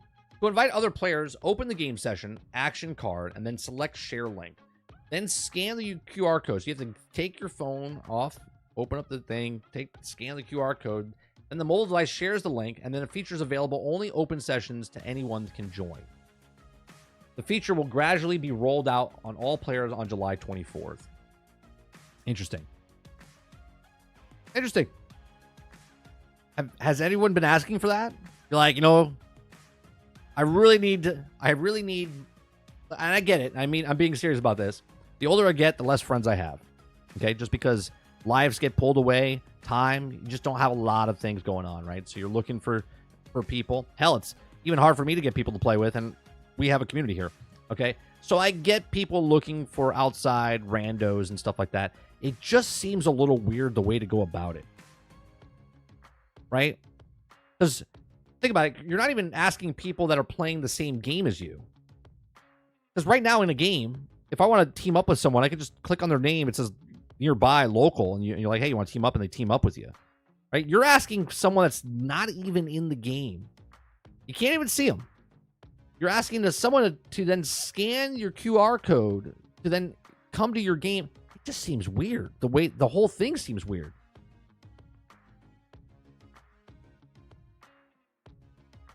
I'm downloading it now. I don't like most people, and I have met why the F when I open my life up to strangers. Yeah, it just seems weird the way you do it. I can finally invite Dumpster Dan to the game. Are you serious, Sony? This is what we're doing? I don't understand it. Look, I just read the news. Just read the news and give you my thoughts. This seems very strange. I don't know why you would want internet strangers. A stranger's only a stranger for about 3 seconds, right? Because if you meet someone new, it's like TED Talk 24. You're like, hey, Ted, what's going on? They're like, hey, man, you want to team up? And you're like, yeah, sure. And then you fight, right? You shoot some things, and Ted is no longer a stranger because next time you're on, you're like, Ted, I'm gonna send you a friend request, and you're like, cool. And the next time you're on, Ted comes into your group and you start killing things again. That's it. That's how easy it is, well, at least for men anyway. Right? We're very simplistic guys. We're just like, yeah, you want to play? Yeah, cool. All right. Right? And we're also as easy, right? It's also as easy to end a friendship. You're like, I don't want to play with you anymore. They're like, all right, cool. Later, dickhead. And peace, and you're out. Done. I can't imagine in your own game, if you send an invite, they don't even want to hit the button to go to see who sent them the invite. You think majority of people are going to pick up the phone and go and take a picture of a QR code and then go back? I don't know. Hey, whatever. Sounds awesome. I'm sure a lot of people will use it. Be a new way to find friends. The help features are a cool tool. Go to a trophy, and it has a video on how to get it. Don't even need YouTube anymore. There you go. We talked about that last year, and they were going to implement that with the patent. Hopefully they don't add the other patents we talked about with Sony. So you don't even need YouTube. I have a question, though. Does it go to a YouTube video, or does it go into an in-house video made for that trophy? Helldivers trailer. We looked at the trailer for the vid doc. We talked about that earlier in the show, Jones, of the new stuff. Sounds like Stranger Danger. Yeah.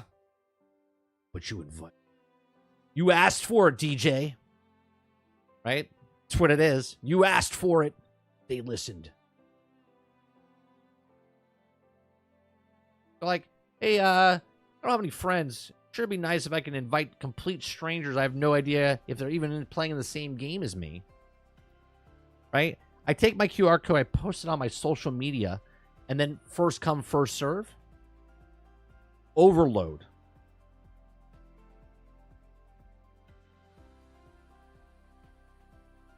That's the patent. If you agree and you get a trophy, PlayStation records it and shares it with everyone. Oh. So you're saying if you get a trophy in your game, you can then submit it, and then that's the video they show to get it? Interesting.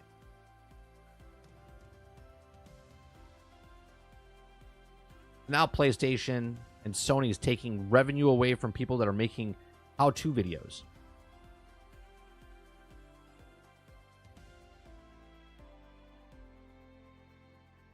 I think it's, I think it's funny that PlayStation is making it more convenient for you, so you don't have to go to outside source for YouTube to look at how to do something. But at the same time, they're going to an outsourced thing to pick up your phone so you can scan it for the QR code so you can then get into the game. Interesting. On the trophy, it has a link. Tag on the help tip. Lets the world know you got it. Interesting.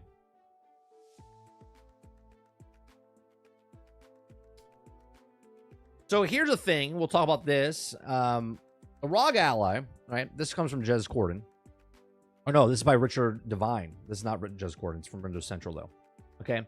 The ROG Ally X has a killer feature I hadn't even thought about before, and it's changed how I use my handheld. Now, I'm assuming he's talking about the remote play, because it says, right? He says, I hadn't even considered using a handheld as a remote play device for my Xbox Series X until now. Did he just get the X? I literally have been doing this for years.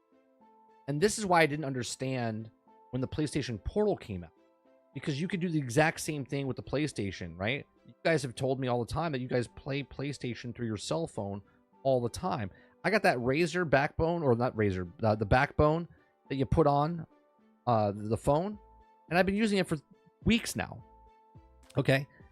Played Fallout 76, played the first Descendant when I didn't have air, right? I was outside playing remote play on a device. I played my Xbox remote device from South Dakota, from New Hampshire, from Boston, right? Like, I've been doing this for forever. Okay? Before I got the backbone, I would just bring my controller with me and then bring my phone with me or my iPad. And that's how you would do it, right? So it says, my love of the Steam Deck was fortunate enough to be in one of the early batches at launch. It's truly one of my favorite pieces of tech. It's a perfect, and it's also still recommended to most people, though. I also appreciate that the issues with the game capabilities are jarring. As you can also experience with the using of Linux, you also want to do anything that isn't just playing games you bought on Steam. Recently, I finally tried Windows-based alternative with the ROG Ally X with the Windows 11 problems like game. And more often than not, anti-cheat capabilities vanish, and all the major game launchers are also natively available. And also, most things should just work, but Windows also provides a native use in case simply hadn't thought of before. Again, I've been using this for years, and everyone says, well, it's not right yet. It is. It's perfect. There's no delay. There's no nothing when you're doing a device. Okay. It says embedded on the Xbox app for Windows is the ability to remote play from your Xbox console. I knew this existed, but I hadn't considered it being a major plus when using a handheld until now. It's something that changed how I use the device, and I feel really silly for blanking on it until now. Yeah, you should. You should, okay? Because it literally is like just playing your Xbox, okay? Or your PlayStation. And this is why I never understood why people went out and bought a $200 device when they already had a device in their hands. Okay, and the screen's not much smaller. I guess if you have a smaller phone or whatever. Okay, it says I use my Steam Link on my desk or on my deck. Why I thought of this until now. He says what makes it more ridiculous. I hadn't even considered this. It's I've been using Steam Deck on my local Steam Deck quite a bit, and at the last couple of years, it's not something that I tend to do during the summer. Though it's also because of leaving my gaming PC on just makes my office turn into a sauna. You don't need it on. Oh, you do need it on for Steam Deck, though, right? You do need it for the Steam Deck thing. My Xbox Series X is in the same room, though. And regardless of how big my Steam library is, my Xbox is still my main platform. Now, the ROG Ally X has been a godsend at this hot of times because I can sit on the sofa in the coolest room in the house and still grind away at the First Descendant and Division 2. I don't play either of those games on PC, where the whole thing is about cross-progression bugs the First Descendant, for one, and then even if I did, they play better on my Series X than they would on the ROG Ally X. At $800, it's a pretty expensive way to remote play from a console, but I'm not suggesting it's a major selling point, just as an incredibly useful feature that had perhaps foolish passed me by. It's also cheaper than the ROG Ally, and of course, there's also Windows-based handhelds. Now, can you remote play Xbox on your Steam Deck? It says the ROG Ally X is sadly a loaner from Asus, and it's also have to go back, but I don't want to relinquish it from have discovered, and I really enjoy it. You can also do the same somewhat to the Steam Deck. Absolutely. It says it isn't as slick as require a third-party app, and it's not free, but it's also perfectly possible to go to the app called XB Play that's available to buy through Steam. There's a free trial, and it gives you 20 minutes to check it out for the first install. Okay, I bought an app on my before they integrated it, right? Windows Anywhere or computer and PC Anywhere is what it is on my headset, and I would access my PC literally from anywhere, and I would play through the cloud until this past December. Was it December or January, where they put the Xbox app on the actual headset, and I could just play my Xbox Game Pass games and Xbox games through my headset. Is amazing. Okay, so you could do this on the Steam. There's an app that you can buy on the Steam Deck as well. He says, I told I'd never really used the Xbox Remote Play in all these years. I could have been. And I guess go fire up the Xbox and the freedom I've discovered from using the ROG Ally X, and longer term, my Steam Deck has been enlightening. In some cases, it's better to have been playing the game locally on a handheld than I've been playing the First Descendant on a ton since I came out. While it also plays well on both the ROG Ally and the Steam Deck, it plays better on my Series X. It's only useful at home, but it means it can play anywhere in the house rather than on my desk. No, you can play anywhere. Anywhere. You don't need to be in the same household playing your Xbox Series X through the device. You could be in at Starbucks. You could be at your mom's house. It doesn't really matter as long as you have internet or you're on the phone. Now, obviously, I don't know about his ROG Ally because if it doesn't have internet connection, like a mobile connection, okay? But with my phone, I can literally play in the car, in the train, in the plane. I played everywhere, okay? And it works. I would say almost perfectly. There's a couple of hitches and stuff like that when you're in certain circumstances. But when I'm at the house or at the hotel where I was, there's no problems. Okay? No problems. And that's sharing Wi-Fi at the hotel. No problems. When you go play through your device. Now, if you're playing through the cloud, obviously it's going to hitch a little bit more. But hitting that device button, playing, if you own an Xbox, okay, you can play that Xbox anywhere. Okay? And I'm telling you, I've played so much on it, and I've had no issues. Okay, I was on a sailboat out in the water on my mobile 5G, fine. I was on a train, played it, fine. In a hotel, in a car, on a plane. I've tried it everywhere. It works fine. I've played Fallout 76 pretty much everywhere. Okay? Say what you want about the good internet or not. I played off of just my phone. Okay? 5G, internet, Wi-Fi, hotel Wi-Fi, Starbucks Wi-Fi. I played it everywhere. I just think it's funny that they didn't even realize this. Now, this also makes the prospect of Xbox branded handheld make a little bit more sense. I wouldn't be able to, too happy, though, if something turned up and it was like the Xbox version of the PlayStation Portal. Yeah, no, I don't think they make a handheld. I know people think that they're making this handheld. I just think they just do what they have. I can't imagine Xbox going out and making another device that might be 5th place in the handheld market with the Steam Deck and everything else. Just getting a deal with someone to put the app on their device, if it's Steam Deck, if it's the ROG Ally, whatever it is. I don't know, man. It makes no sense to me why Microsoft would make their own handheld when there's so many handhelds out there, especially that you can enjoy it. Because if you have good internet or not, and you buy the Xbox handheld device, if you don't have internet and it plays locally, sure, right? If it plays locally and you can just do it, but at the same time, there's already devices out there that they can already use the potential of it. Here's my thoughts. Let me know yours in the comment section down below. What do you think of this? Did you even know that the ROG Ally, like this gentleman, didn't know that you could play the device anywhere you want? Let me know in the comment section down below. Please make sure you share, like, subscribe. And if you like what I do here, please check out some of our other videos. Thanks for watching.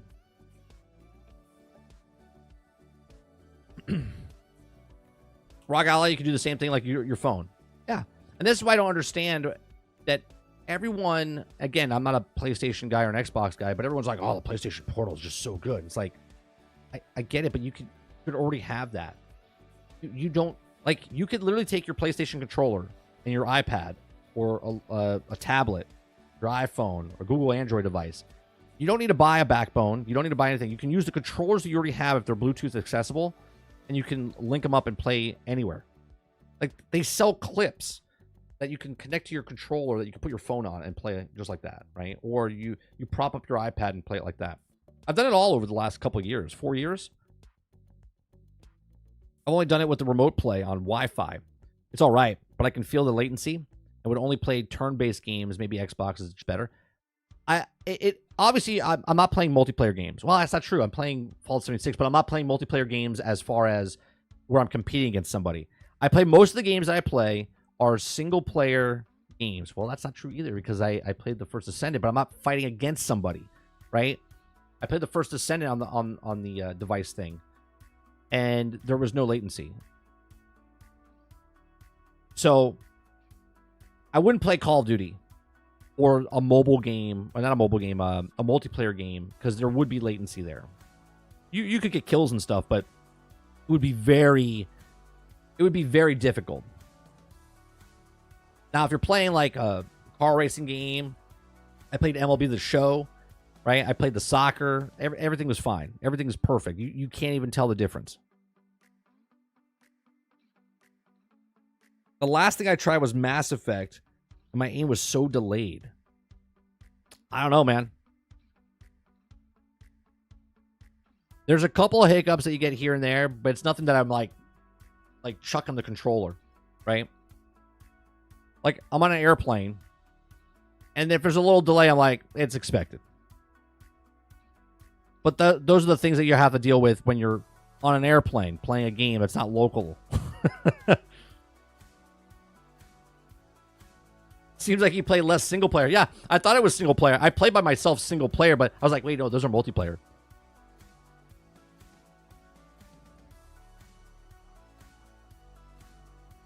Like, there's a complete difference when you open up the remote play. Like, when you open up the device, here, when you open up the Xbox app, there is a little, I don't know if you can see it. It's right there, right? You click that. When you click that button next to, can't tell because it's bright, but if you click that, it says remote play on this device, and you can remote play anywhere. And this is why I was like, I'm confused why everyone's so thrilled about the PlayStation Portal. I'm like, you can literally do that right now with PlayStation and Xbox.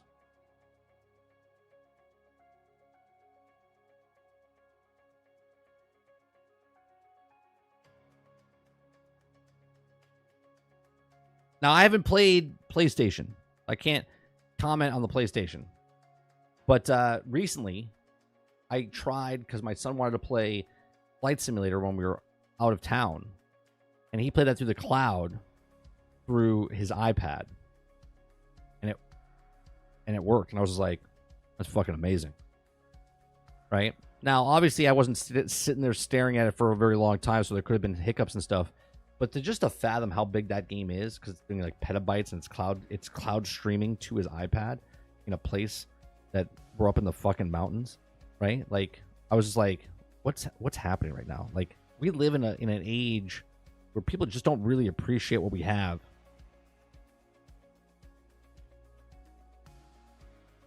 I use remote play in my house, all wires, and it's pretty good.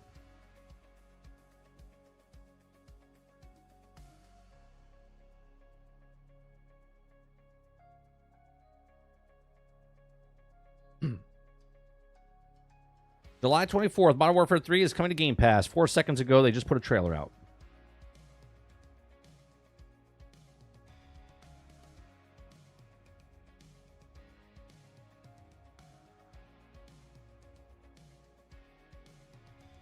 Is this real? Is this real? I want to show you this. Okay, this just got posted a couple hours ago. So call yourself a basshead. Walk around wearing a pair of old thumpy headphones. I dare you. Are you ready? Are you guys ready to see this? Are you guys ready to see this?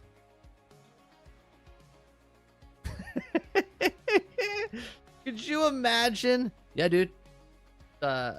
Like you're on the airplane, and like what is happening here? Hold on a second. We've got to.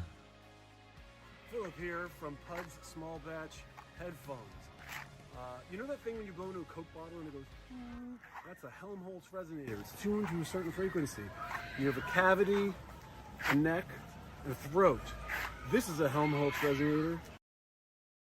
Why is there screaming and explosion happening in the background? Tuned to 60 hertz, which is very deep bass tone. So if you like bass and you want your ears to wiggle a little bit, I mean with these, like you physically like. Oh, that's not an explosion. That's like a light happening in the background. Like, what is happening? I can feel my ears moving. That's what this is. I call them Old Thumpy. Pud.com, Pud Small Batch Headphones, Old Thumpy. Thanks for checking them out. Like, what in the world?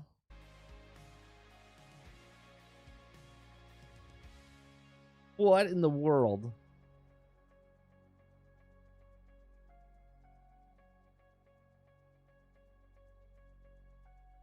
Okay. Well, you could purchase a couple of these things. Look at these Viking ones. That's pretty cool. The blasphemies. Old Thumpy.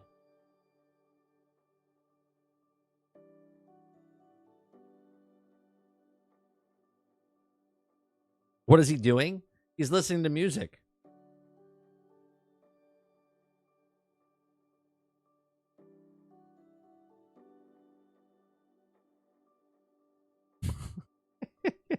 I'd be afraid to try to turn that thing smack me in the face. Like, what? You knock out your spouse? Is it bulletproof? Probably not. Probably not bulletproof. Uh-oh. The new Madden. What we got here? Into the field sense system, revolutionizing one-on-one tackling to give players ultimate control on the field. Hold on. Physics-based gameplay in Madden 25 delivers an all-new tackling system, improved ball carrier balance logic, and a reloaded timing-based hit stick, delivering increased gameplay variety and authentic physical outcomes. A physics-driven tackle in Madden. Okay. We're gonna, I don't know why I have to watch this here, but we're gonna listen to what Madden 25 is bringing, right? We know you love Madden and all the updates and things that they do. Let's see what it is. Greg Olson here, and welcome to the Madden NFL 25 Gameplay Deep Dive. Today, we're talking about Boom Tech, which integrates real-world Boom Tech physics into the field sense system, revolutionizing one-on-one tackling to give players ultimate control on the field.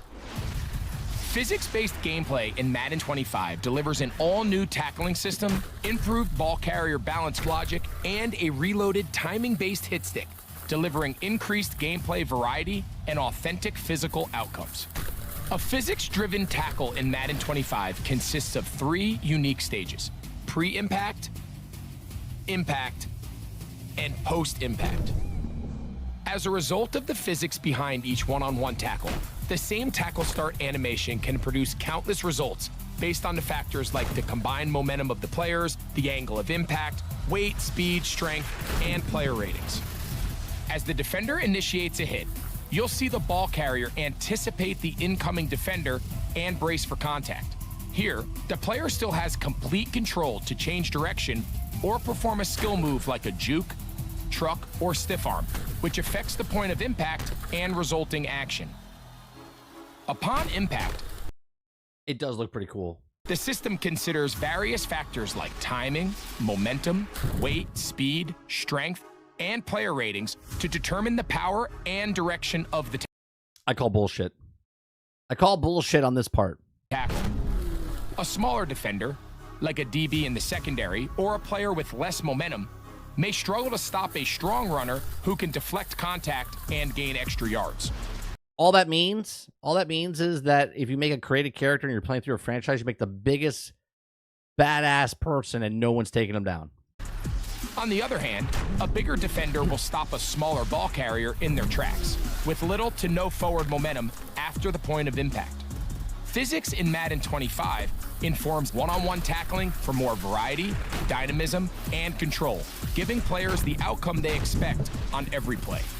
To celebrate its 20th anniversary, Now, did you guys see the clip last week? Michael Vick was playing. Okay, Michael Vick was playing, and they were promoting this game.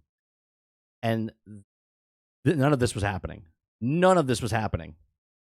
It was terrible looking. Michael Vick was even complaining about it. Reloaded the hit stick with a new skill-based mechanic where a player's timing and angle of approach matter. If a tackle is timed too early or too late, its power will be reduced or less effective. But when a hit stick is timed perfectly, plays can be stopped just as fast as they started.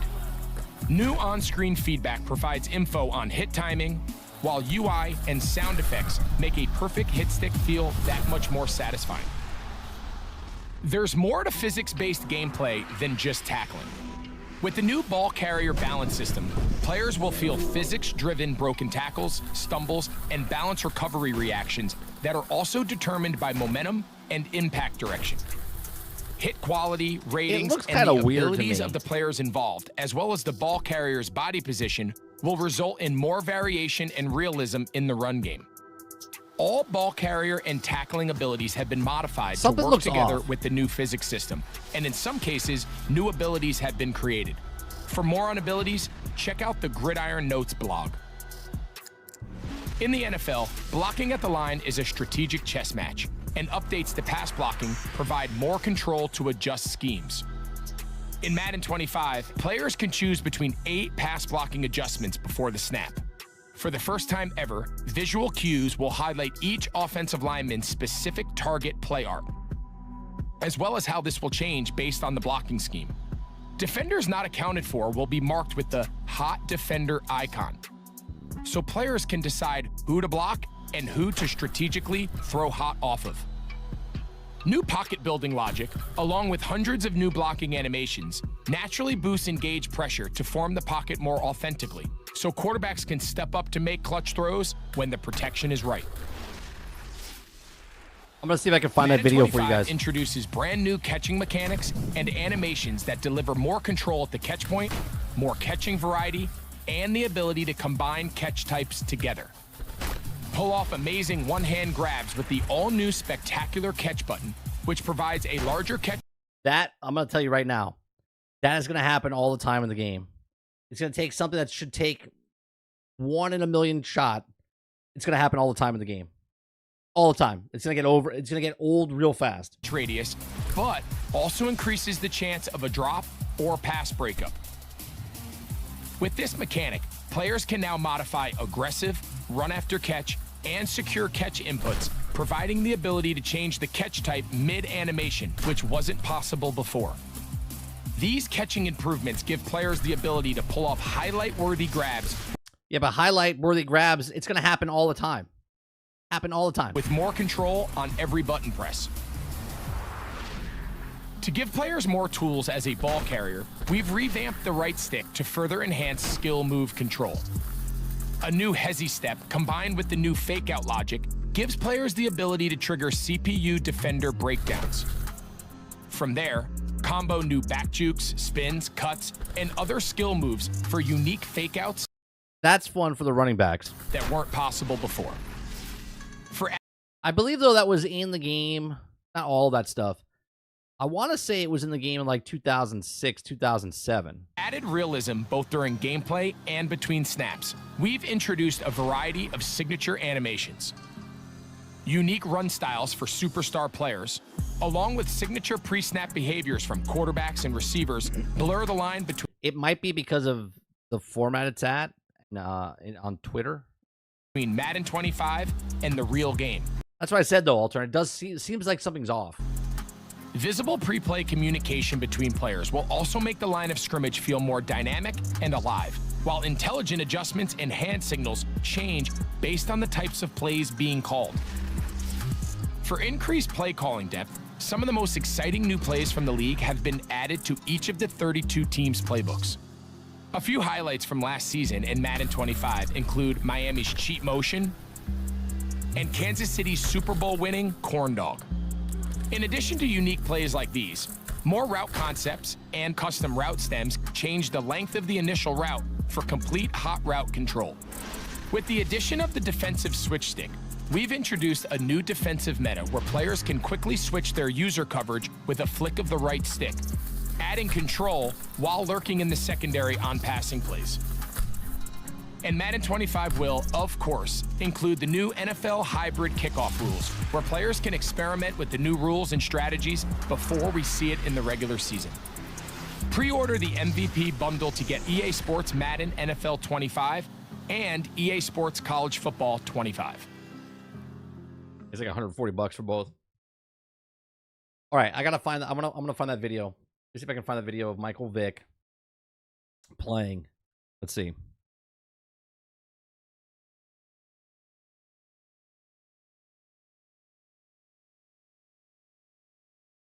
Let's see.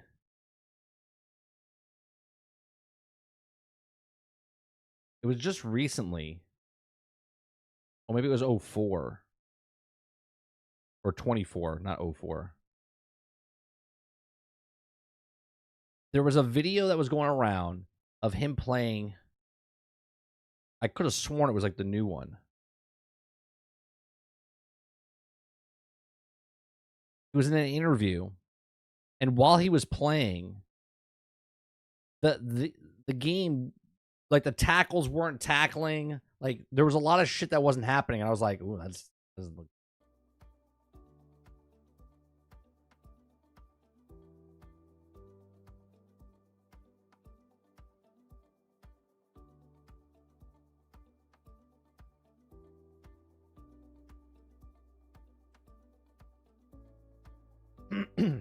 Let's see. 1 month ago, 25 reveal.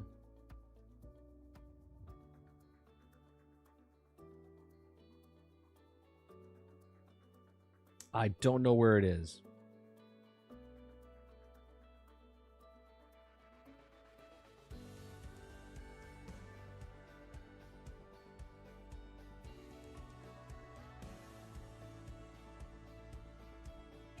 Oh, then and now they got the college game.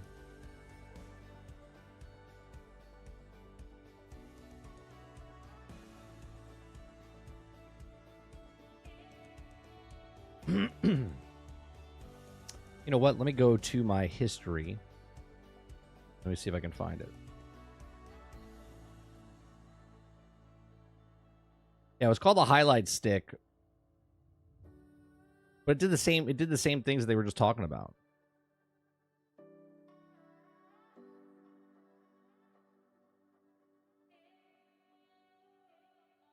I watched it like a week ago. 2 weeks ago?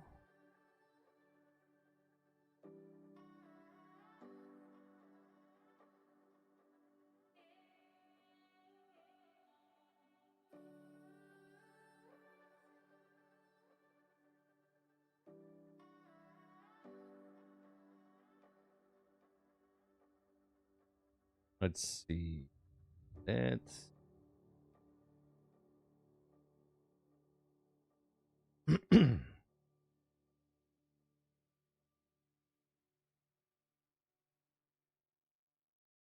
oh, this was Vic Gets Mad. It was the college football. It wasn't the Madden football.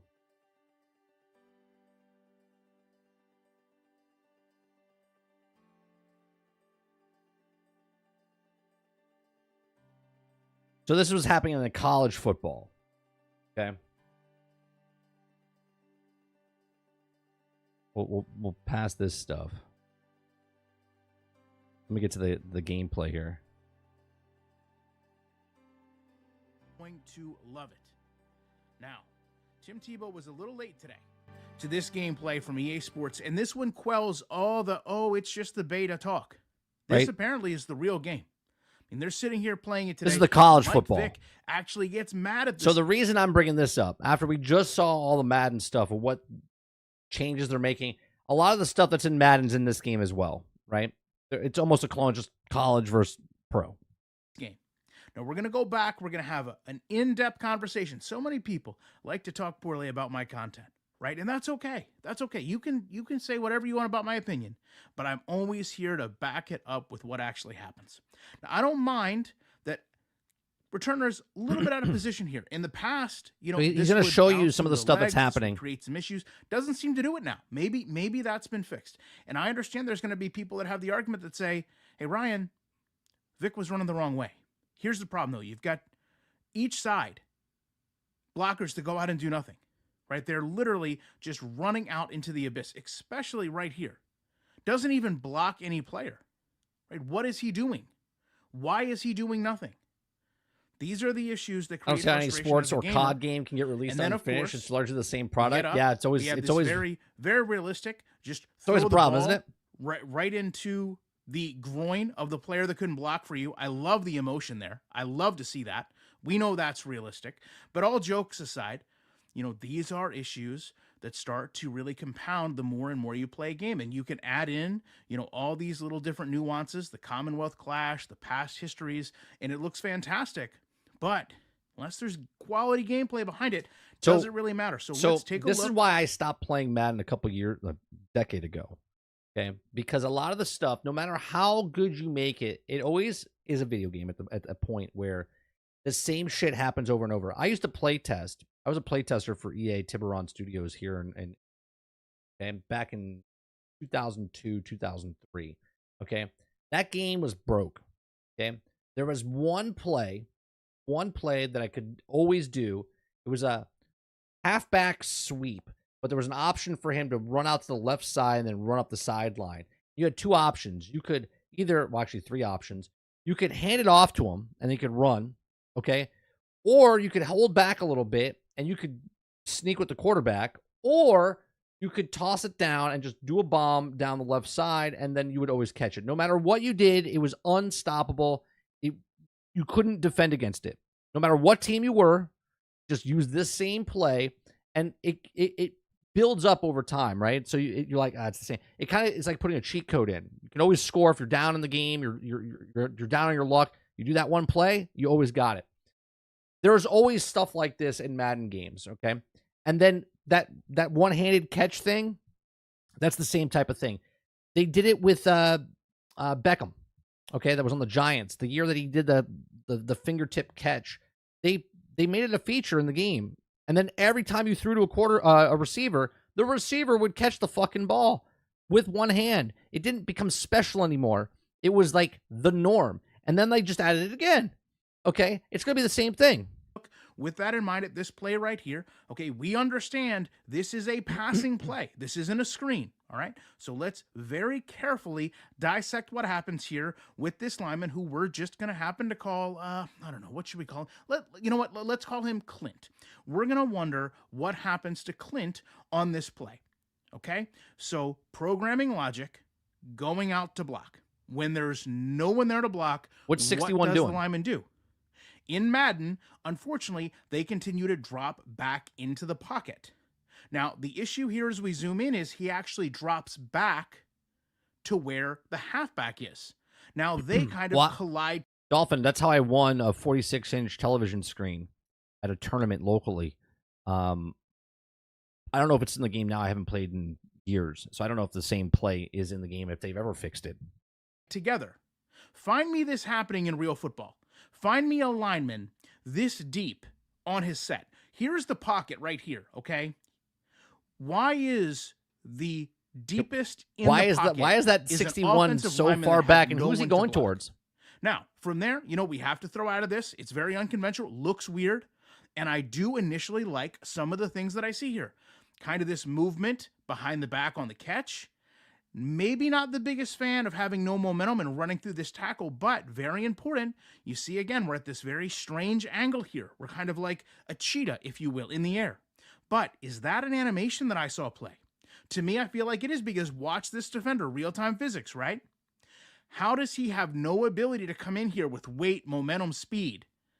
And instead he just stands up and pushes, almost knocks the defensive back. And this is the same physics, real physics. Real physics is what they just told you about Madden, right? Now, I'm sure you guys are having fun playing the game and whatnot, but this is one of the reasons that I stopped playing games like this. And then, I guess, throws up. I don't understand. Because you play a couple games, you're like, it's no big deal.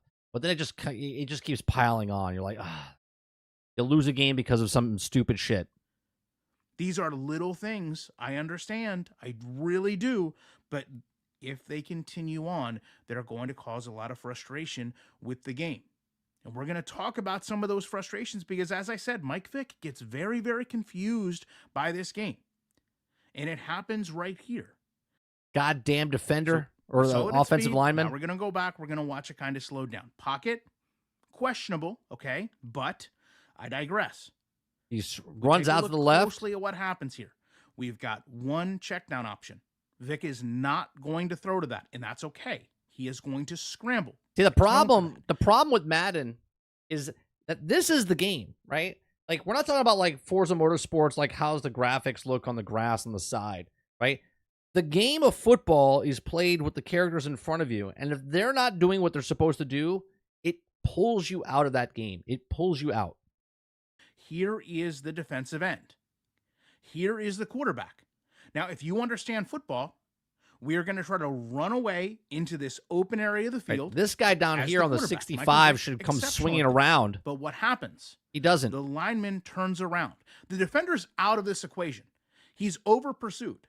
But Clint here has turned back into the quarterback.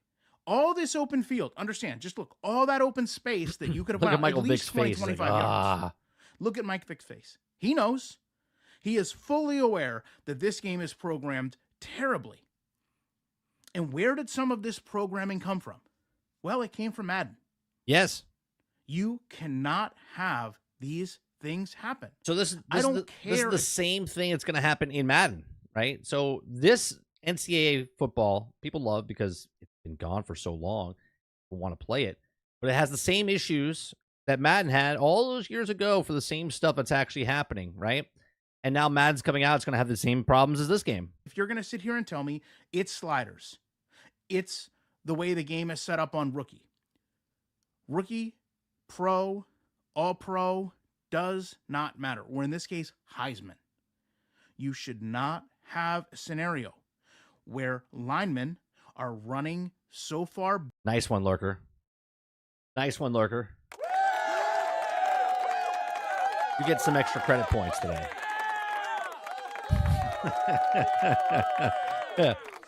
Back that they're hitting the running back in the pocket, and you absolutely should not have situations where linemen are turning around and running toward the quarterback to the point that they can collide.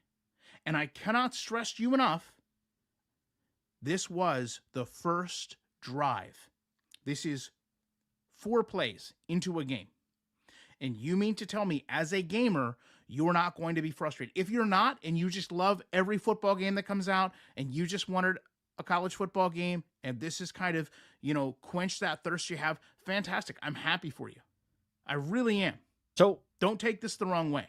I'm glad you. So he's breaking it down for what it is. Look, I just thought it was funny. I was like, look at this, right? And again, I'm not interested in NCAA football. I'm not interested in the Madden football. I'll play it or try it when it comes out on Game Pass down the road or EA Play. I refuse to pay $70 for any of these games because they make the same problems all the time.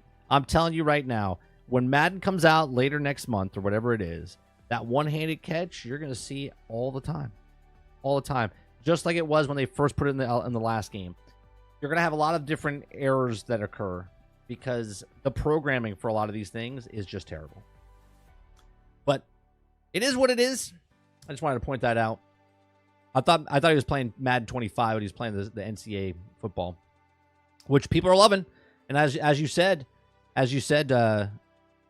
Eclipse, 2.2 million people paid $100. They paid $100 to get that game 3 days early access, right?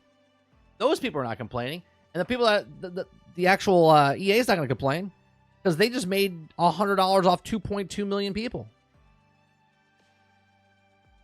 So, all right. That's going to do it for us today. I appreciate it. We'll be back tonight for some more gaming gameplay. I'm not sure what we're going to go for tonight, if we're playing First Ascendant or if I'm going to do the weekly reset for Fallout 76. Either way, I'll be on tonight, 8 p.m. Eastern. We'll be back tomorrow for some gaming news. We also have the podcast this Thursday for Generation X Gaming. We appreciate it very much. You guys have a great rest of your day. You guys have an awesome time, and I'll see you guys on the next one. Peace.